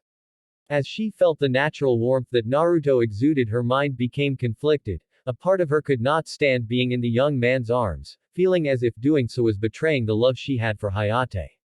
Yet another part, the part that she had been feeling since she woke up at Naruto's house last month, wanted nothing more than to feel any comfort he could give her. Hayate wouldn't want you to be like this, Naruto said, holding her currently stiff form to him. I can tell you right now that if you died and met him as you are, I doubt he'd even recognize you as the woman he loved. He would want you to move on with your life. How can you be so sure? Yugao asked, her voice cracking with emotion. Because. Naruto paused for a moment before continuing, because I wouldn't want you to be like this if I had been in his place. Yugao's form began to relax at Naruto's words, her body molding itself to Naruto's as he held her. One of her hands came up and clutched at his shirt and grabbed fistfuls of it, her face buried itself in Naruto's well-muscled chest. Naruto held onto the woman tighter, one hand holding her to him while the other ran itself through her hair. He did not say anything, knowing that words of comfort were not what she needed right now, merely acted as a comforting presence to let her know that he was here for her. For what seemed like hours, but in truth were only a few minutes, the two stayed like that. Naruto felt Yugao's breathing begin to slow and even out, her hand which had been gripping his shirt in an iron-clad grip lessened, though it still held on. Looking down he noticed that she had fallen asleep. Being careful not to wake her, Naruto gently laid Yugao on the bed. He moved a bit to try and go back to his seat, but stopped when he felt Yugao tighten her grip on his shirt again and a small whimper escaped from her throat. He moved back to his previous position, leaning himself against the headboard of the bed as he pried Yugao's hand off of him.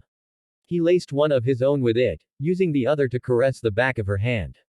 Naruto turned his head when he heard the door open, smiling lightly when he saw Sakura walk in. Hey, Naruto greeted as the pink-haired girl walked up to him. Hey Naruto, Sakura said as she looked from him to Yugao and back again.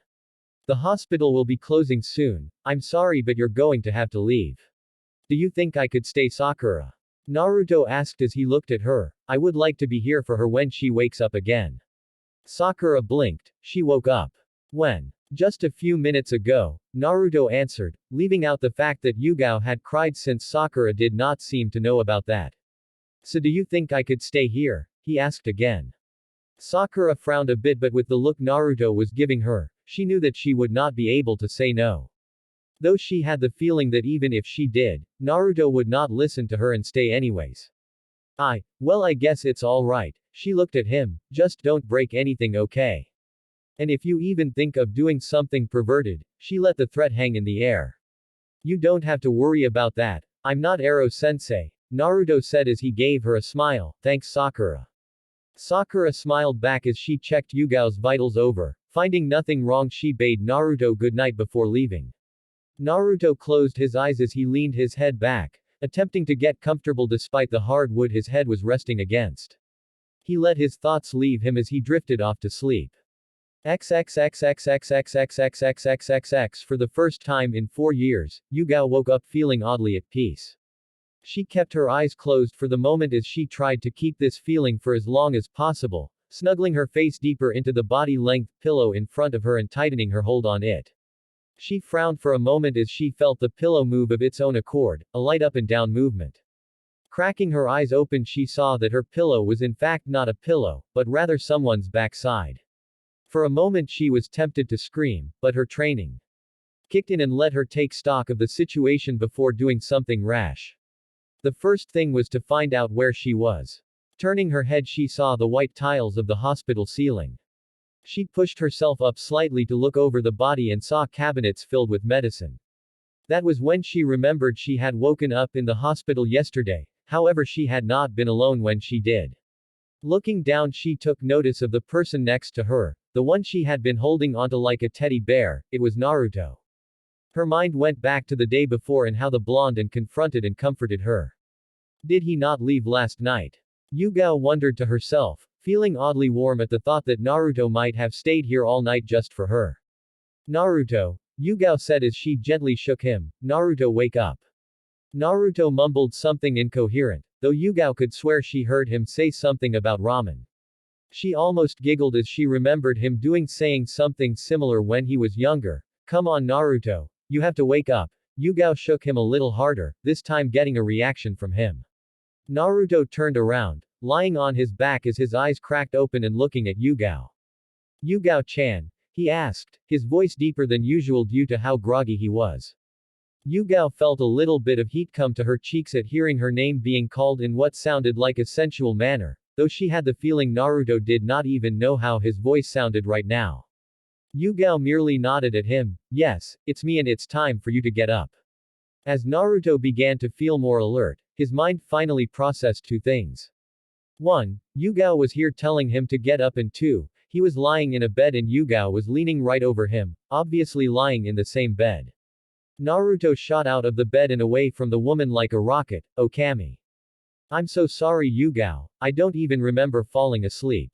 I didn't mean to. He was cut off as Yugao actually did giggle, finding the sight of a completely flustered Naruto amusing.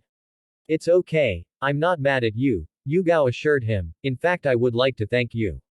You do. Naruto scratched the back of his head as he felt his blush receding. What for? For helping me last night, Yugao said with a small smile. I want to thank you for what you said, and did. After Hayate died, I felt like a part of me had to and I wanted nothing more than to die so that I could join him. But I know that Hayate would never want me to just waste my life away. In fact the last thing he told me, was that no matter what my happiness would always be the most important thing to him. Naruto saw the small amount of tears coming to Yugao's eyes and sat back down on the bed, pulling her to him the same way he did last night. This time Yugao didn't resist as she snuggled her head into his chest, wrapping her arms around him as she let the blonde's natural warmth comfort her. You know you never have to thank me for helping you Yugao, Naruto said, I will always be here for you. No matter what. Yugao smiled as she held onto the blonde shinobi, letting out a content sigh as the feeling she had been getting from him pervaded her senses. It was almost the exact same thing she had felt with Hayate. I hope I'm not interrupting something. The two cuddling ninja jumped apart when they heard the voice speak up. Turning their heads they saw Shizune looking at them with a grin. My Naruto you're working fast, and to think you're already quite cozy with the Mizukage and that blonde Kumo Kunoichi too. Yugao looked at Naruto with a mixture of surprise and a small amount of jealousy. Though why she was feeling jealous even she did not know. Meanwhile Naruto was blushing up a storm. Shizune-chan, why do you have to say things like that? Shizune laughed as she walked further into the room. Sorry, I guess I couldn't help myself, it's not often I get to see you so flustered. It's good to see you awake Yugao-san. Shizune looked over at the purple-haired Anbu with a smile. Thank you Shizune-san, Yugao replied. How long was I out? About a week, Shizune replied, causing Yugao's eyes to widen. If Naruto had not gotten you here when he had, I doubt you would have made it. The purple-haired woman looked over at Naruto who had a light blush. Shizune also noticed his blush and grinned. You know, Naruto rarely ever left your side since he got you here. In fact if Tsunade-sama had not forced him to take D-rank missions this month I'm sure he wouldn't have left your side at all. Yugao looked over at Naruto whose blush seemed to have increased in hue and intensity. She blinked as she registered some of what Shizune said. What do you mean made him take D-rank missions? She asked with curiosity lacing her voice. Naruto opened his mouth to say it was nothing, but Shizune beat him to it. Naruto here had actually been ordered not to go and rescue you, however he told Tsunade-sama to shove her orders up her asses and went after you anyway, Shizune said, putting quotation marks up when she mentioned Naruto's words. Yugao's mouth opened as she gaped at Naruto, who had his head down to hide his face. Shizune continued on as if heedless to the blonde's embarrassment. Because of that Naruto was forced on a 1-month probationary period where he can't leave the village, and has to do 31 D-rank missions. To be honest I think it's kind of romantic and sweet that he's willing to go so far for you. Did you really do all those things for me? Yugao asked a smile and a light blush on her face. Well, of course. Naruto said as he put a hand behind his head, you're one of my precious people, remember? I always look after my precious people. Yugao's smile widened a tad. Yugao-san, now that you're awake, I'm going to allow you to leave the hospital, Shizune said. However I had a talk with both Tsunade-sama and your Anbu commander, they both agreed that you will not be allowed to do any seriously strenuous activity for several weeks. That means no missions. Yugao opened her mouth to protest but a hand on her own stopped her. Looking up her gaze turned to Naruto, the owner of the hand. He shook his head, letting her know that he also thought she should lay off the missions.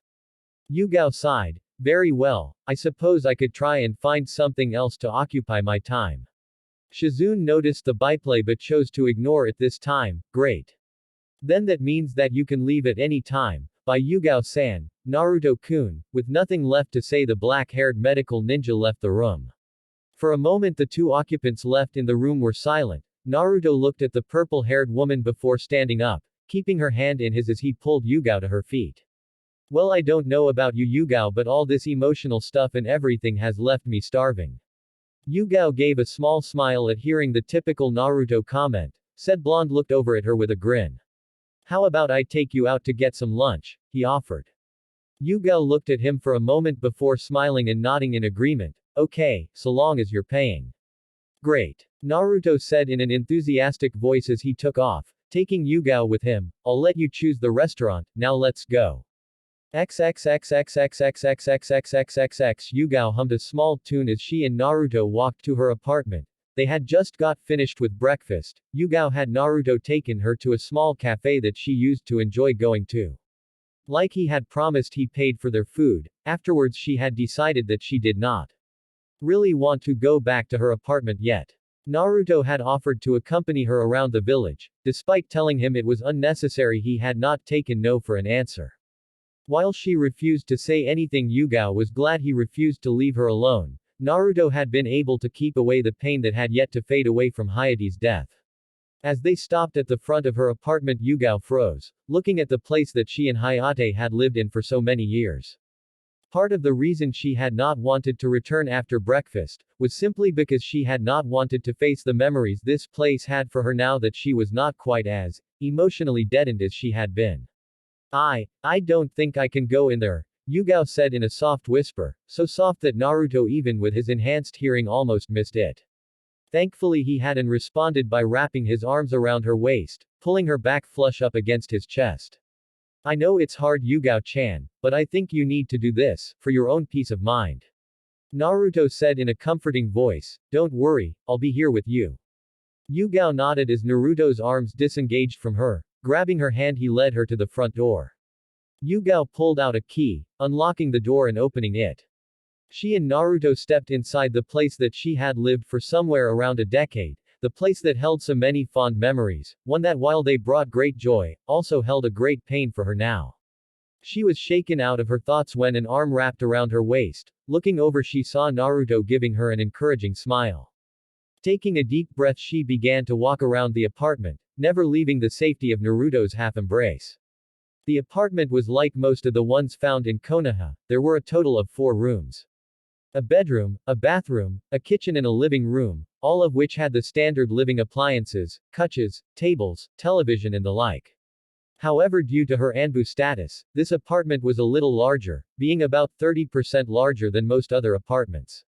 As they walked around, Naruto took notice of all the pictures that were hung up around the wall. Most of them were of Yugao and Hayate. However, he also noticed a few that were of her Anbu squad and her team when she was a genin. He smiled when he noticed a picture of himself and her. It was outside of his old apartment. He was being held by her piggyback style with a large grin on his face. He could not quite remember when they had taken that, but he had that exact same one that until recently, he had kept hidden under his bed, afraid that if the people who would occasionally break into his apartment saw it, would make her life miserable. They made it to the last stop, the bedroom. Yugao's hand hesitated on the knob before she turned it and entered, Naruto following right behind her. The room was much like his old apartment, except much cleaner, with a larger bed and more pictures. He looked over at Yugao who had moved away from him and towards the bed. Naruto walked up behind her. Looking at the bed he saw that there were 2 impressions. It was obvious who they belonged to and he was surprised that they were still there after so much time had passed. Understanding came to as he once again held Yugao in a comforting embrace. You haven't slept here since he died, have you? Yugao shook her head. No, I haven't. I couldn't bear the thought of sleeping here alone anymore. Usually if I ever came home I would take the couch. Most of the time I wasn't even here. I normally crashed at Anko's or Kurenai's place. Naruto nodded his head in understanding. He knew that staying at the place where you used to live with a now dead loved one would be hard, while he himself had never lost someone. He knew that if any of the women in his life died, he would be exactly as Yugao was. He closed his eyes as he pulled Yugao closer, placing his head on her shoulder as he nuzzled into her neck. If you'd like, you don't have to live here, Naruto said, surprising the purple-haired woman. Where would I stay? Asked Yugao after a moment. You could stay with me, Naruto told her, making the woman in his arms turn around in surprise. Stay with you? You would let me do that? Yugao asked in shock. Naruto just gave Yugao a smile. Leaning over, he planted a chaste kiss on her forehead. Of course I would, remember what I told you in the hospital. I will always be here for you, that means I will help you in any way I can. And if living with me will in some way help you, then I don't have a problem with it. Thank you, Yugao said, her voice cracking with emotion. She wrapped her own arms around Naruto, pulling herself closer as she nuzzled her head into his chest. XXXXXXXXXXXXX Yugao placed the picture of her and Hayate as Genin on the nightstand next to her new bed, letting her fingers glide over the smooth glass before withdrawing. She looked around the room, her room. It was the same one Naruto had placed her in when he carried her home after finding her drunk. It was now her permanent state of residence, for the time being at least. All of her stuff had been unpacked yesterday. Her pictures of her, Hayate and other people of importance were hung up, her clothing was put away and her toiletries were in the restroom.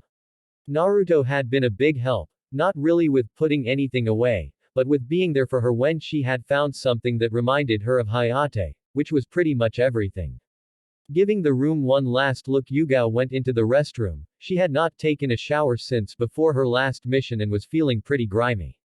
Stepping into the restroom, the purple-haired Anbu went over to the shower and turned the water on.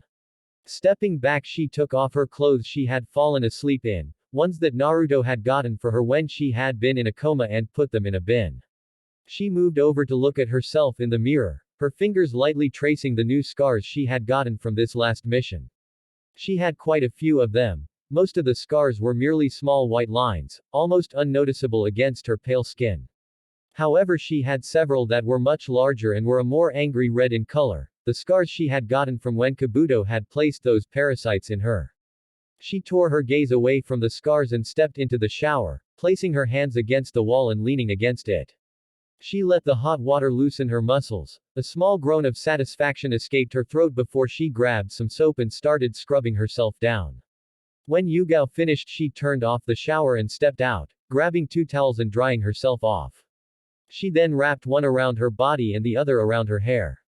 Walking out of the bathroom, Yugao moved over to her dresser and then her closet, grabbing her clothes to get dressed.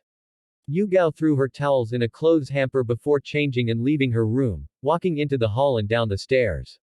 When she reached the bottom, a sweet-smelling aroma that hit her, letting her know that Naruto was already up and making breakfast. Walking into the kitchen, she saw that Naruto was indeed up and already finished making the food. He already had food piled on his plate, though it looked like he had yet to eat.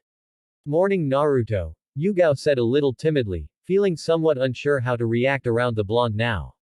Naruto looked up at the purple-haired woman and smiled. Morning, Yugao-chan. Naruto stood up and walked over to her. Gently taking her arm, the blonde guided her to the table, where he had already set up a plate with some cha no kuni tea, country imported tea. How did you sleep? He asked as he sat himself back down. I slept well, Yugao replied, better than I have for a while anyway. I'm pleased to hear that, Naruto said, giving her a smile before he started eating. Yugao began to put some food on her plate and eat. Just like last time, the food was absolutely delicious. For the most part, they ate breakfast quietly, making a bit of light conversation about anything so long as it was not ninja related. Hey Naruto. Yugao got the attention of the blonde male. Where's that girl who's staying here? Fu, I think her name was. Oh, her. Naruto chuckled a bit. Yugao had met Fu in passing last night before the green-haired girl left to go out to dinner with Shino. She's probably with Shino. They both tend to wake up early and explore Konoha to search for new insects. Yugao raised an eyebrow at the information but shrugged it off. She already knew that Fu was the container for the Nanabi no Kabutomushi, so the girl's like of insects was not too surprising. When they finished, Naruto created a cage bunchen and had it take away their plates. Naruto looked over at Yugao and tilted his head to the side. Nay, Yugao-chan, I was wondering if you were doing anything later today. Naruto asked. Yugao shook her head. No, because I'm on medical leave I won't be doing anything.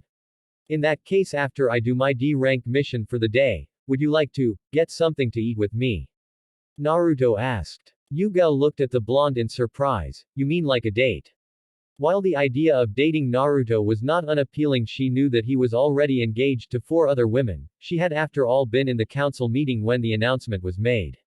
And if what Shizune said is true, one is the Mizukage and the other is a kunoichi from Kumo.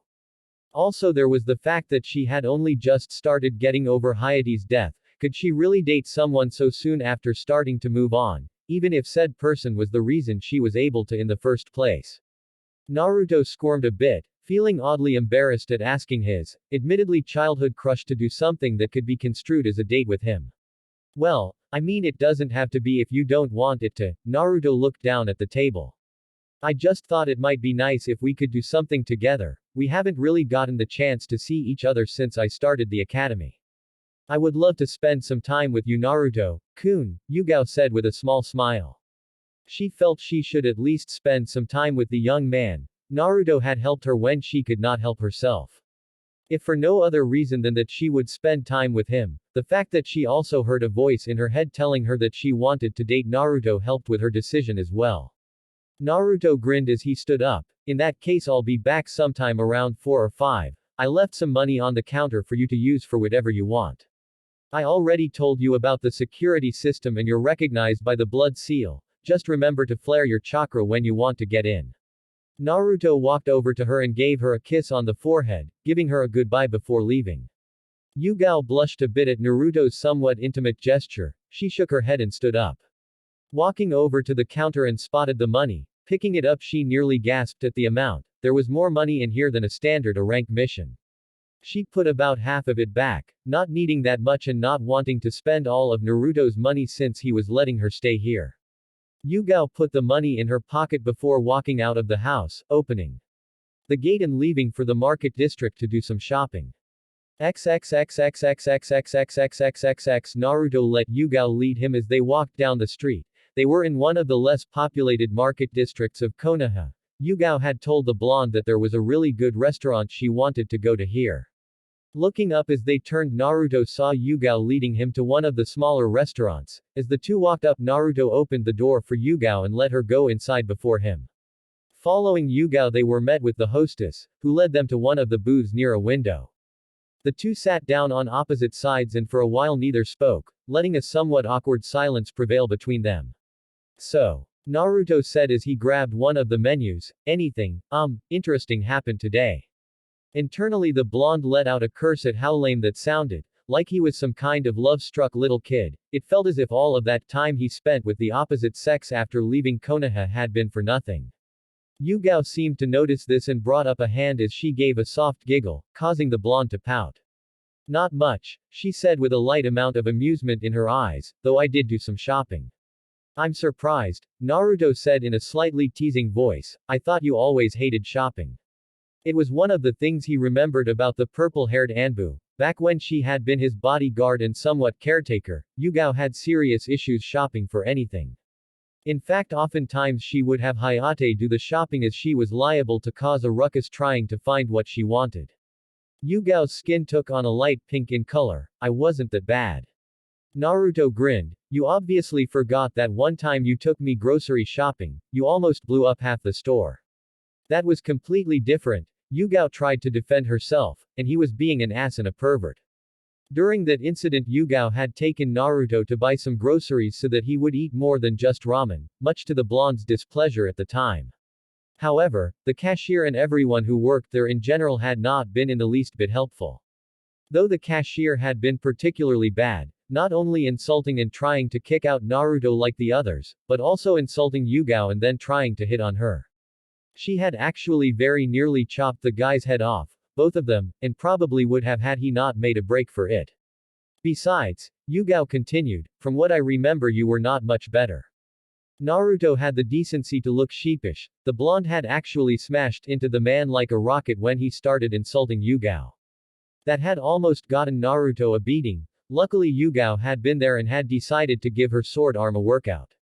Yeah well, I wasn't about to let him get away with insulting you. And he's just lucky it was when I was younger. Had it been a few years later he would have gotten pranked like a motherfucker. Language Naruto-kun. Yugao scolded, though it was half-hearted at best. Her mind then went to some of the pranks he had done. Ah yes, I remember your pranks quite well. You always gave us Anbu a workout. The purple-haired woman smiled at the memory. The prankster king from hell, that was your nickname.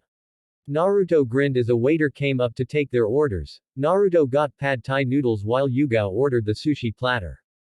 The rest of the dinner between the two was spent reminiscing and sharing stories with each other. Naruto telling the purple-haired woman about his time in Kiri, Kumo and Yuki, Haru. Yugao shared stories of her time as a genin, chunin and jonin, telling Naruto of some of the things she had seen and done during that time. When the food came the two quieted down to eat, letting a now comfortable silence settle between them. When the two were finished Naruto paid for the food before they left, making their way home. XXXXXXXXXXXXX Naruto opened the door to the Namikaze estate, letting Yugao enter first before he followed. Towing off his shoes Naruto looked over at Yugao. Said woman was sitting by on one of the couches, looking off into space. Naruto followed her example and sat himself down next to her, not saying anything as he waited to see if she would. When she did not Naruto turned and placed a hand on Yugao's shoulder, startling the purple-haired woman out of her trance. Why don't you go get some sleep? Naruto suggested, you look kind of tired. Yugao shook her head, I'm alright. She looked at Naruto and gave him a smile, you can go if you want. I think I'll stay up a little longer. Alright, Naruto said with a small sigh. He knew there were reasons she was not telling him, but he did not want to pry. Leaning over Naruto gave Yugao a chaste kiss on the temple, causing the purple-haired Anbu to feel her face get a little warm. Good night Yugao-chan, Naruto said in a soft whisper as he walked upstairs. Yugao watched the blonde go with a small smile on her face. Good night Naruto-kun. XXXXXXXXXXX Yugao gave a soft sigh as her body entered the warm water of the hot springs, stretching her body out in the water to loosen her muscles.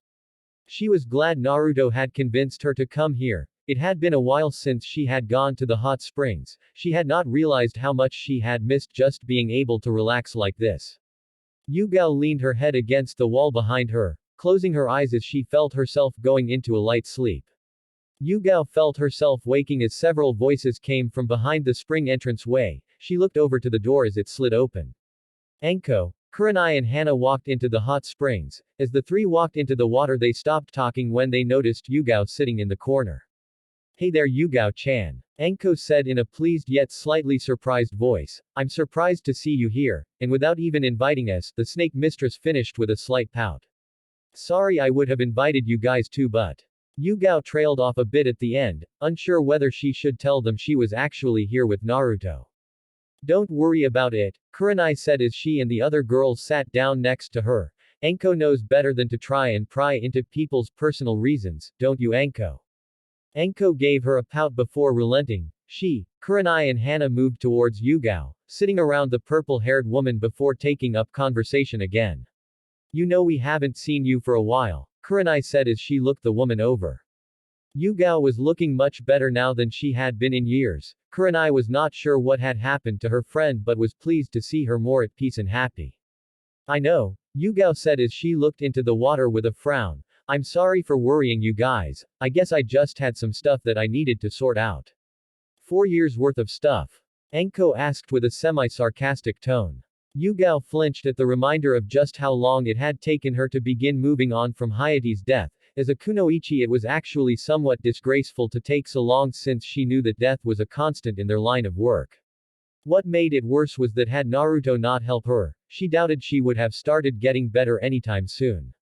In fact, had Naruto not helped me I would have died before getting anywhere close to being over Hayate-kun's death. Fortunately for her, Kurenai decided to help her out. Enko, you really shouldn't be like that. You know how Shien, the genjutsu mistress stopped herself from saying Hayate's name, knowing that it was probably a sensitive topic for Yugao. It's all right, Kurenai, Yugao said as she looked at her. I know I should have been stronger. Hayate's death hit me unnaturally hard and I was never really able to begin picking up the pieces until recently.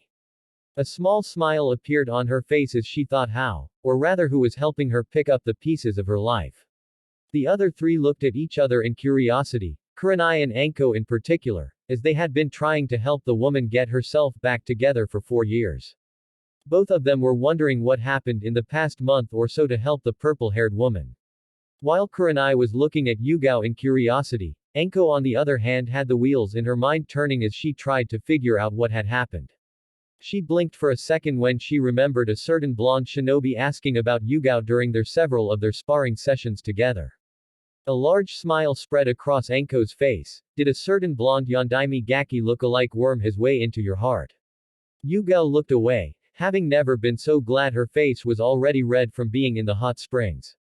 However, Anko still managed to pick up on her embarrassed demeanor. He did, didn't he? Anko spoke with a knowing grin. I can't believe it. We try for 4 years to get through to you and this kid does it less than 3 months after coming back from his training. The other two looked from Yugao to Anko, wondering who the snake mistress was talking about. Who are you talking about, Anko? Asked Hana as she tried to figure out what was going on. Anko's grin widened as she began speaking. I'm surprised you don't know. After all, not many people look like the Yondaime but with whiskers. In fact, I know only one person who matches that description. Kurenai's eyes widened as she looked at Anko. You don't mean Naruto, do you? Anko nodded with a smirk, the one and the same. It seems our Yugao has some past history with that delicious-looking blonde. Anko. Kurenai and Yugao shouted, one scandalized and one both scandalized and embarrassed at their friend's blatant and cavalier remark. What? Anko asked with a shrug of her shoulders, neither of you can deny the man is hot. Why, if I didn't have Iruka-kun I would. Yugao, Kurenai and Hana all found themselves immensely grateful that they already had a semi-red face from the heat, since if they didn't the blush on their face would have been that much more prominent as they listened to all of the sexual acts Anko would commit on Naruto if not for the fact that she was dating Iruka. It was particularly bad for Yugao, who despite the fact that she had still not fully gotten over Hayate could not deny that the thought of being with the blonde shinobi was not unpleasant. Several images of her and Naruto flew into her head, causing her blush to deepen. Yep, not unpleasant in the least. Thankfully for the three help arrived in the form of a voice from the male side of the hot springs. Anko-chan, as much as I'm sure they all love hearing about how you would rape me, I would appreciate if you stop. The three women who had not known that Naruto was there blinked before feeling heat coming to their face, even Anko found a bit of a blush coming across her cheeks. Naruto continued on as if heedless of the conversation that had just gone on. Yugao-chan, I'm heading out for now, I'll see you back at home, okay? Yugao felt her face begin to literally burn up as the other three women stared at her, two looking shocked and one with another large grin on her face. Okay, Naruto-kun, she replied only to cover her mouth as she saw Anko's grin growing even wider and realized she had used an affectionate suffix for the blonde. So, Anko said with a slight drawl and a perverse gleam, you're living with Naruto-kun, eh? Yugao's blush deepened, something that Yugao had not thought was possible given just how red her face already was. She had really only just started calling Naruto-kun, but for some reason it just felt right. She felt comfortable using such an affectionate suffix on the blonde. At least she would be if Anko was not looking at her with a rather large and knowing grin, and that perverted gleam in her eyes. You must be quite comfortable with the guy to be calling him that, Anko continued, and did I hear right when he said, see you at home? Does that mean you're living with him? And to think you didn't tell us this, for shame. Kurenai and Hana both looked at Yugao who became increasingly more and more embarrassed, both were unsure what to make of this new development. Hana, while being friends with the purple-haired Anbu, was not close enough to her to really say anything for or against Yugao's decision to live with Naruto, and if she were honest with herself, she would admit that she might take up living with the blonde if offered the chance, especially if what her Ka-san said about his alpha presence was true. Kurenai on the other hand was not sure what to think. Yugao had been devastated by Hayate's death for over 4 years, and now she was getting close to Naruto who nearly a decade her junior. Yugao looked around as she tried to figure a way out of this. Well, look at the time. I should really be getting back home. Yugao took off, trying to get away from Anko before she said more. However, Anko managed to get one last comment before the now thoroughly flustered Yugao could leave: "Be sure to use protection. And don't do anything I wouldn't do." XXXXXXXXXXXXXX Yugao sighed as she looked out over the backyard and starry sky, her thoughts drifting to what had been going on within the past few weeks. So much had happened to turn her life around, she was not even sure how it happened. All she really knew was that it was because of one person who she had admittedly not really thought about for years. Ever since Naruto had come back from his training with Jiraiya, even during their few short meetings, Yugao had actually begun to feel again. She was startled from her thoughts when a voice spoke up behind her. "You know, you'll catch a cold if you stay out here all night." Turning around, Yugao saw Naruto with 2 cups of steaming liquid. The blonde shinobi walked up to her and gave her what she recognized as tea. "Thank you," Yugao said as she took a small sip. She turned her head back towards the backyard. "You're welcome," Naruto replied with a smile as he took a drink from his own cup. The two sat in comfortable silence for a while, looking out over the night sky. "It's quite beautiful, isn't it?" Naruto said as he looked at the stars. Yugao looked at the young man as he spoke. "When I was with Ero-sensei I would always look up at the stars, they were a lot more clear when you're out in the wilderness." Yugao giggled a little bit at the nickname that he gave Jiraiya. "You know, that's just like you to give a nickname like that to one of Konoha's most powerful shinobi, Naruto-kun." Naruto grinned. "You know, I've been told that quite often. At least you're not getting angry like some of the other people I know."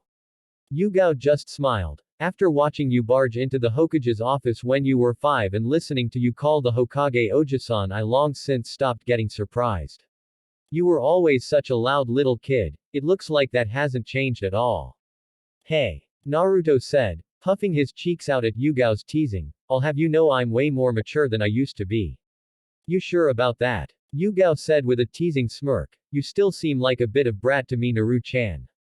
Naruto gaped. For a moment, his eyes were wide and his mouth was hanging open as he registered what Yugao just called him.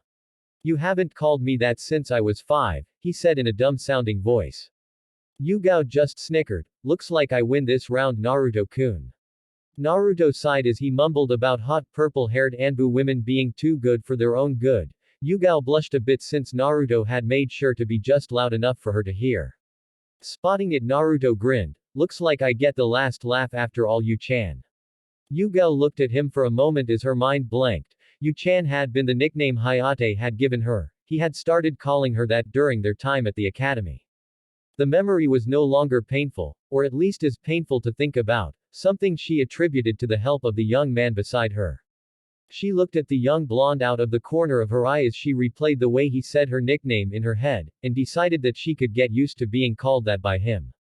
Yugao finished her tea and watched as a clone phased into existence right next to her, grabbing hers and Naruto's cup before leaving. "You're getting better with that technique, aren't you?" she asked. Naruto grinned. "That and my chakra control, I try to work on it as much as possible. Hell, if it weren't for the Kyuubi I may even be able to do some of the medical jutsu with the control I possess now." Yugao looked at him before smiling. She scooted herself a bit closer to the blonde until their shoulders were touching. Naruto looked at the woman before grinning. "Why, Yu-chan, are my manly charms finally getting to you?" Yugao blushed but managed to cover it up with a snort. "Manly charms my ass, you just happen to be the closest heat source and I'm cold. You could go inside if you're cold," Naruto said with a twinkle in his eyes. "It's okay if you admit that you think I'm too attractive for my own good. Do that and I'll admit that you are easily one of the sexiest kunoichi I ever met." This time the purple-haired could not hide her blush, however that turned into a frown. "Don't you already have 2 women you're close to?" she asked. Naruto looked at her oddly for a moment. "Yeah, I am currently engaged to both the Mizukage, Meitarumi and Yugito ni, Kumo's Nibi Jinchuriki." Yugao's eyes widened enough that Naruto was afraid they might actually roll out of her sockets. Engaged. "Yeah," Naruto said looking at her with a surprised expression. "I'm surprised you didn't know that. I mean, I know that you were busy with missions, but isn't it a requirement for Anbu to know Konoha clan laws?" It was something he had read about when looking to see if he wanted to get into the Anbu. They were required to be aware of the laws concerning clans, that way they could be careful about overstepping their bounds if something came up with a clan. It had been like that since the Uchiha massacre. Well yes, Yugao said in embarrassment. Truth was while she knew the clan laws, she had not really thought about them, or how they pertained to Naruto. I guess I never really thought about it. I mean it never really sunk in that you're actually the head of your own clan. Naruto nodded. I suppose it would. I mean it's not every day that someone goes from clan-less orphan to clan head and son of a Hokage, huh? In any case, during my travels around the elemental nation I ended up falling in love with Mei, Yugito and two other women. And no, because of whom they are I can't quite tell you yet. These grounds are pretty secure, but if anyone else were to find out, those other two women could be in trouble from some of the enemies I made in this village.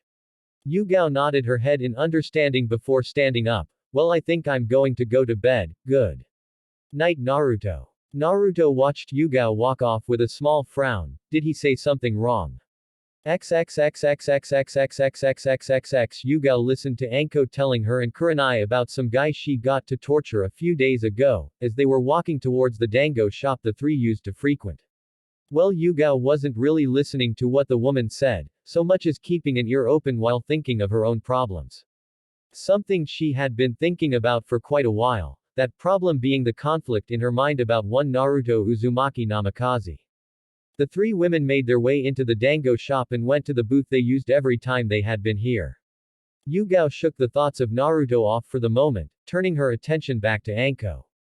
So Anko, how are you and Iruka doing? She asked, hoping to get the bloodthirsty woman off the topic of how she tortured some poor sap.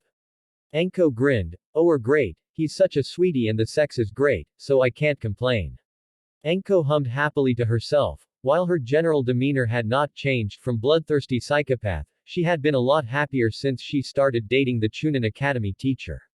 Anko looked over at Kurenai. Sanai-chan, what's this I hear about the possibility of you and Asuma getting married? Yugao looked over at Kurenai, who had a light tint of pink on her cheeks. It's nothing definite, Kurenai responded as she tried to will away her blush. It's just something we talked about.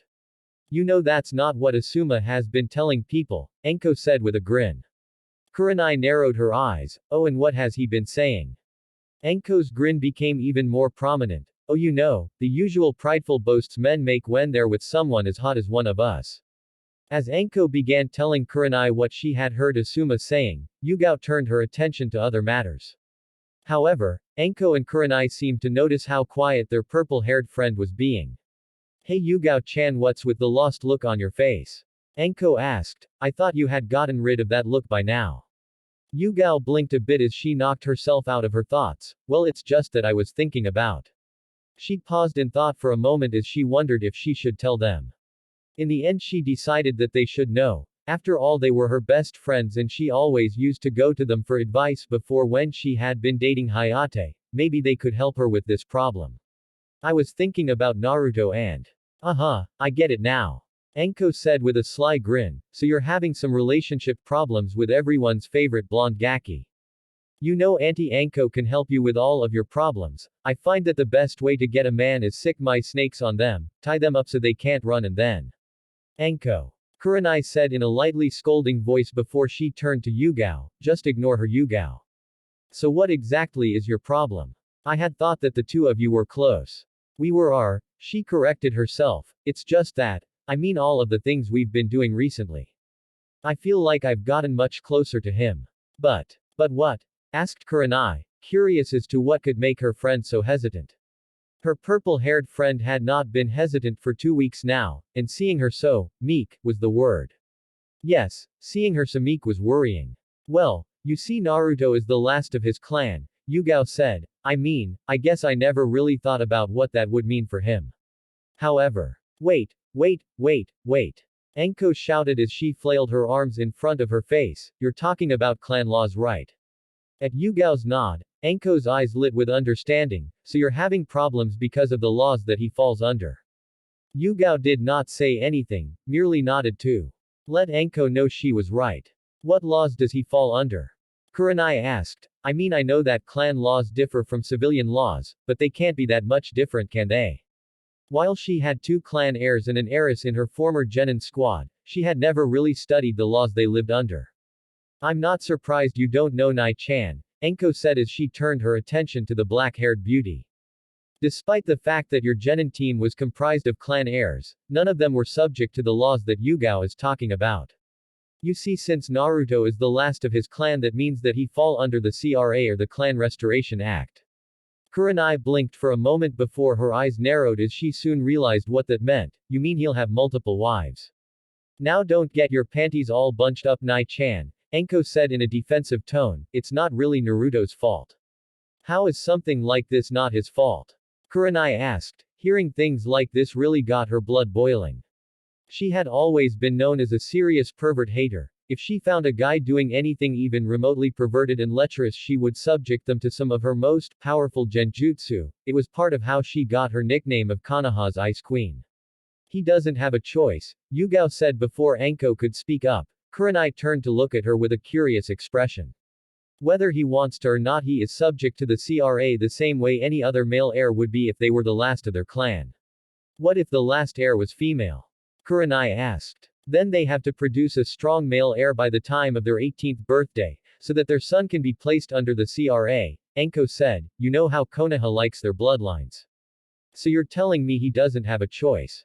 Kurenai asked. Yugao shook her head. It's either he chooses a minimum of 4 wives by the time of his 18th birthday, or the council will set him up with several arranged marriages.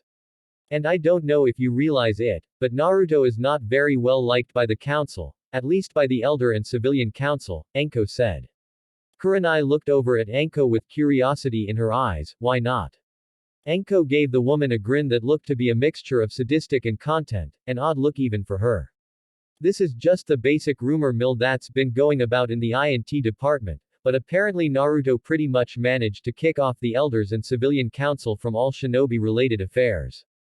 Enko leaned back in her chair and heaved a content sigh. He basically stripped them of all power over shinobi they once had, through some political loopholes.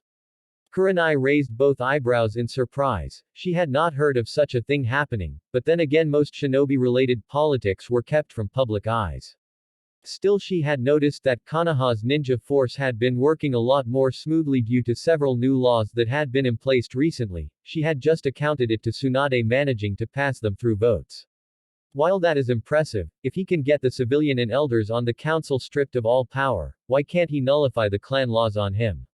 Enko rolled her eyes. You need to read up on the clan charter, Nai-chan.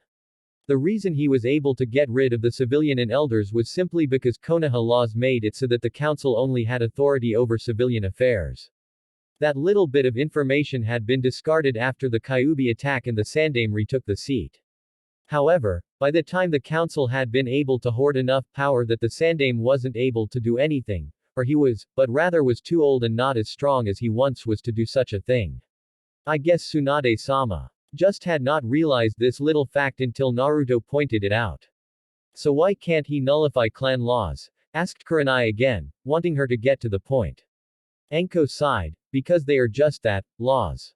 They were set down during the founding of our village, you know. He was able to get rid of the civilians butting into shinobi affairs because they were going against Konoha laws, but the CRA is a clan law and therefore not something he can actually escape. Enko paused for a moment, unless he wants to become a missing ninja. Enko looked over at Yugao now that her explanation was done. So I'm guessing your problem is that you're finding yourself with a little crush on our favorite blonde fox, yet are not sure what to do about it, right? Yugao found herself blushing again. That was exactly what her problem was, only there were a few things that made this harder to deal with. It's not just that. She paused as she looked around. Not wanting anyone else to listen to this conversation, she placed one of the silencing seals Naruto had given her under the table. I just found out last night that Naruto is already engaged to 4 women. Both Enko and Kurenai had their eyes widen in shock. Yugao noticed the looks and continued. I don't know what to do because while I'm sure that I like Naruto, possibly even love him, I'm not sure what the other women he's with will say. Or if I'd even be willing to share. Kurenai and Enko frowned as they thought about the problem Yugao was in. After a while it was Kurenai who spoke up. Do you really love him? I'm not sure, Yugao answered with a small frown. I mean, it's only been a few months that I started seeing him again. I hadn't seen him before that since he was 6. Even then we've only started getting close within the past month. The purple-haired woman's frown soon became a smile as she thought about the past month. Yet even though we had not interacted in any way for a long time, Naruto has done everything he can to help me. He's given me a place to stay because it was too painful living in my old apartment. He was the one who brought me to my senses and made me feel alive again. Yugao leaned in conspiratorially despite the fact that there was a silencing barrier up. Did you know that he disobeyed direct orders from the Hokage to rescue me when I had been captured by Oto? Both Anko and Kurenai looked at her in surprise. We didn't, Anko said. Is that why we've seen him doing D ranks around the village? Yugao nodded. Shizune told me that Naruto had told the Hokage to shove her orders up her asses and then left to rescue me. The two other women in there both gasped in shock. Well, one gasped in shock, the other coughed so that she would not laugh her ass off. Because of that he was given a 1-month probationary period and has to do 31 D-rank missions, Yugao finished. Wow, Kurenai said in shock. Really, that was the only thing she could say, being too surprised to make any other comments. Wow is right, Anko said with a grin. Truthfully, I don't think it's that surprising. Especially with how devoted he seems to be to you, and the people he cares about. Personally, I don't see why you're not already with him and stripping him of his clothes, Anko. Yugao shouted as she hid her face in her hands. Anko merely laughed at her friend's heated face. XXXXXXXXXXXXXX Naruto spun 360 degrees, using his momentum to slice apart the last of the clones he had summoned for his battle royal. He looked around and was just about to reseal Susanoo when he heard clapping. Turning around he came face to face with Yugao Azuki, decked out in Anbu armor and a sword strapped to her waist. Naruto looked at her with a grin as he bowed. Did you enjoy the show? Naruto asked, coming back up with a smirk. I did, Yugao said with her own smirk as she pulled out her blade. In fact, I enjoyed it so much that I decided I have to see how strong you've gotten myself. Naruto grinned as he held his sword near his head, his feet spread apart. Yugao got into her own stance, her sword held in front of her in a vertical position, her feet spread shoulder-width apart and slightly bent. For a moment the two eyed each other. On an unspoken signal the two kicked off the ground. Naruto came in with a swipe at her shoulder. Yugao twisted her body slightly to dodge and came at him with her own attack. Naruto blocked the slash, pivoting on his foot and coming in with a high kick that would hit the purple-haired woman in the face. Yugao ducked under the kick before slashing up, forcing Naruto to jump back and land a few feet away before he launched himself at her again. Naruto had to admit the woman was amazing with a blade. While he himself was no sword master, he was better than most. Yugao was more than capable of blocking and dodging all of his attacks. Each time she did, her movement would set her up in a position to counterattack, which she did often. Thankfully Naruto had the advantage in speed and reaction time, so he was able to keep up with her and counter any attacks she made as well. As the fight continued, Naruto jumped up onto the ceiling, sticking there and gesturing for Yugao to come up. Following the blonde's lead, Yugao jumped onto the ceiling, twisting in mid-flight and landing on her feet, sticking to the ceiling as she channeled chakra to her feet. The two continued their duel, Naruto relying on quick and precise slashes and thrusts to get through the woman's guard while Yugao preferred counters to get the blonde. Several tears appeared on their clothes but neither seemed to notice as they continued their battle. Naruto jumped back as Yugao made a slice at his legs, forcing gravity to take him as he twisted in midair and landed on the ground. He looked up to see Yugao coming towards him with her sword above her head, looking similar to a vengeful angel. She slashed down at him but Naruto's strength allowed him to counter her momentum, and he used the force of her attack to push her off of him and make her flip several feet back. Naruto came in with a small stab, making Yugao move out of the way and bring her sword to the side, letting his blade slide against hers. Not being deterred in the least, the blonde shinobi spun on the balls of his feet, coming in with a slash from the left. It was blocked and Yugao used her blade to redirect his over their heads. That was when she did something he had never expected from her. She disengaged one of her hands from her blade, grabbed him by the shirt and pulled him into a searing kiss. For an instant Naruto froze as he felt Yugao's soft warm lips over his own, however instincts bred from experience only allowed him to be surprised for so long. He let go of his sword, letting it clatter to the ground as his hands went to Yugao's waist, pulling her closer to him. Likewise Yugao dropped her own sword, one hand going around Naruto's neck while the other ran through his hair. He felt Yugao licking his lips and opened his mouth, letting her tongue slide into his mouth where her tongue met his in a dance, entwining each other and moving around the other. For what seemed to be an eternity but in truth was only several minutes, the two broke apart. Naruto blinked as his mind snapped back to reality. Yu-chan, what exactly was that for? Yugao gave him a smile, though Naruto could tell there was some nervousness in it. That was a kiss, you know, when a man and woman. I know what a kiss is. Naruto gave her a mock glare. I mean, I didn't think that you would. You know. And with me already in multiple engagements, I just thought that, well, that you wouldn't be interested. Naruto turned his head slightly, trying to hide the small amount of embarrassment he had. Naruto, Yugao said in a soft voice that caused him to look back at her. I know it seems strange and fast. Despite knowing each other for a long time, we never even saw each other after you went to the academy, and at that time you were not only young, but I was already in a relationship. She paused there and Naruto saw a twinge of pain. He instinctively pulled her closer, letting her rest her head on his chest. When I saw you again, I was nearly dead. I tried to get myself killed on a mission, multiple missions. She brought her head back up and looked at him. You saved me, not just physically but emotionally. I was all but ready to die, and then you came and showed me that I still had reasons to live. She stood up on her tiptoes while simultaneously pulling Naruto's head down, bringing him into another kiss, this one more tender than the other. I'm not totally sure of my own feelings, she told him after breaking the kiss, but I want to give us a chance. She paused for a moment before looking down, if you let me, that is. Naruto looked at Yugao for a while as he tried to sort his mind, a part of him telling him this was some kind of genjutsu while another part was dancing and chibi Narutos were running through his head with flags that said, "Score" on them. He thought about what this would mean if they did get into a relationship. He would need to talk to Mei, Yugito, Koyuki and Konan about it first. He told himself that he would not get into any relationships without them knowing. Hell, even Konan was known to the others, they just didn't know she was a member of Akatsuki. After a moment's thought, he brought a hand under Yugao's chin and lifted it up, bringing his lips back down on hers. Yugao returned the kiss with fervor. No words were needed to understand what this kiss meant. The rest of their time together that night was spent sparring with something other than swords.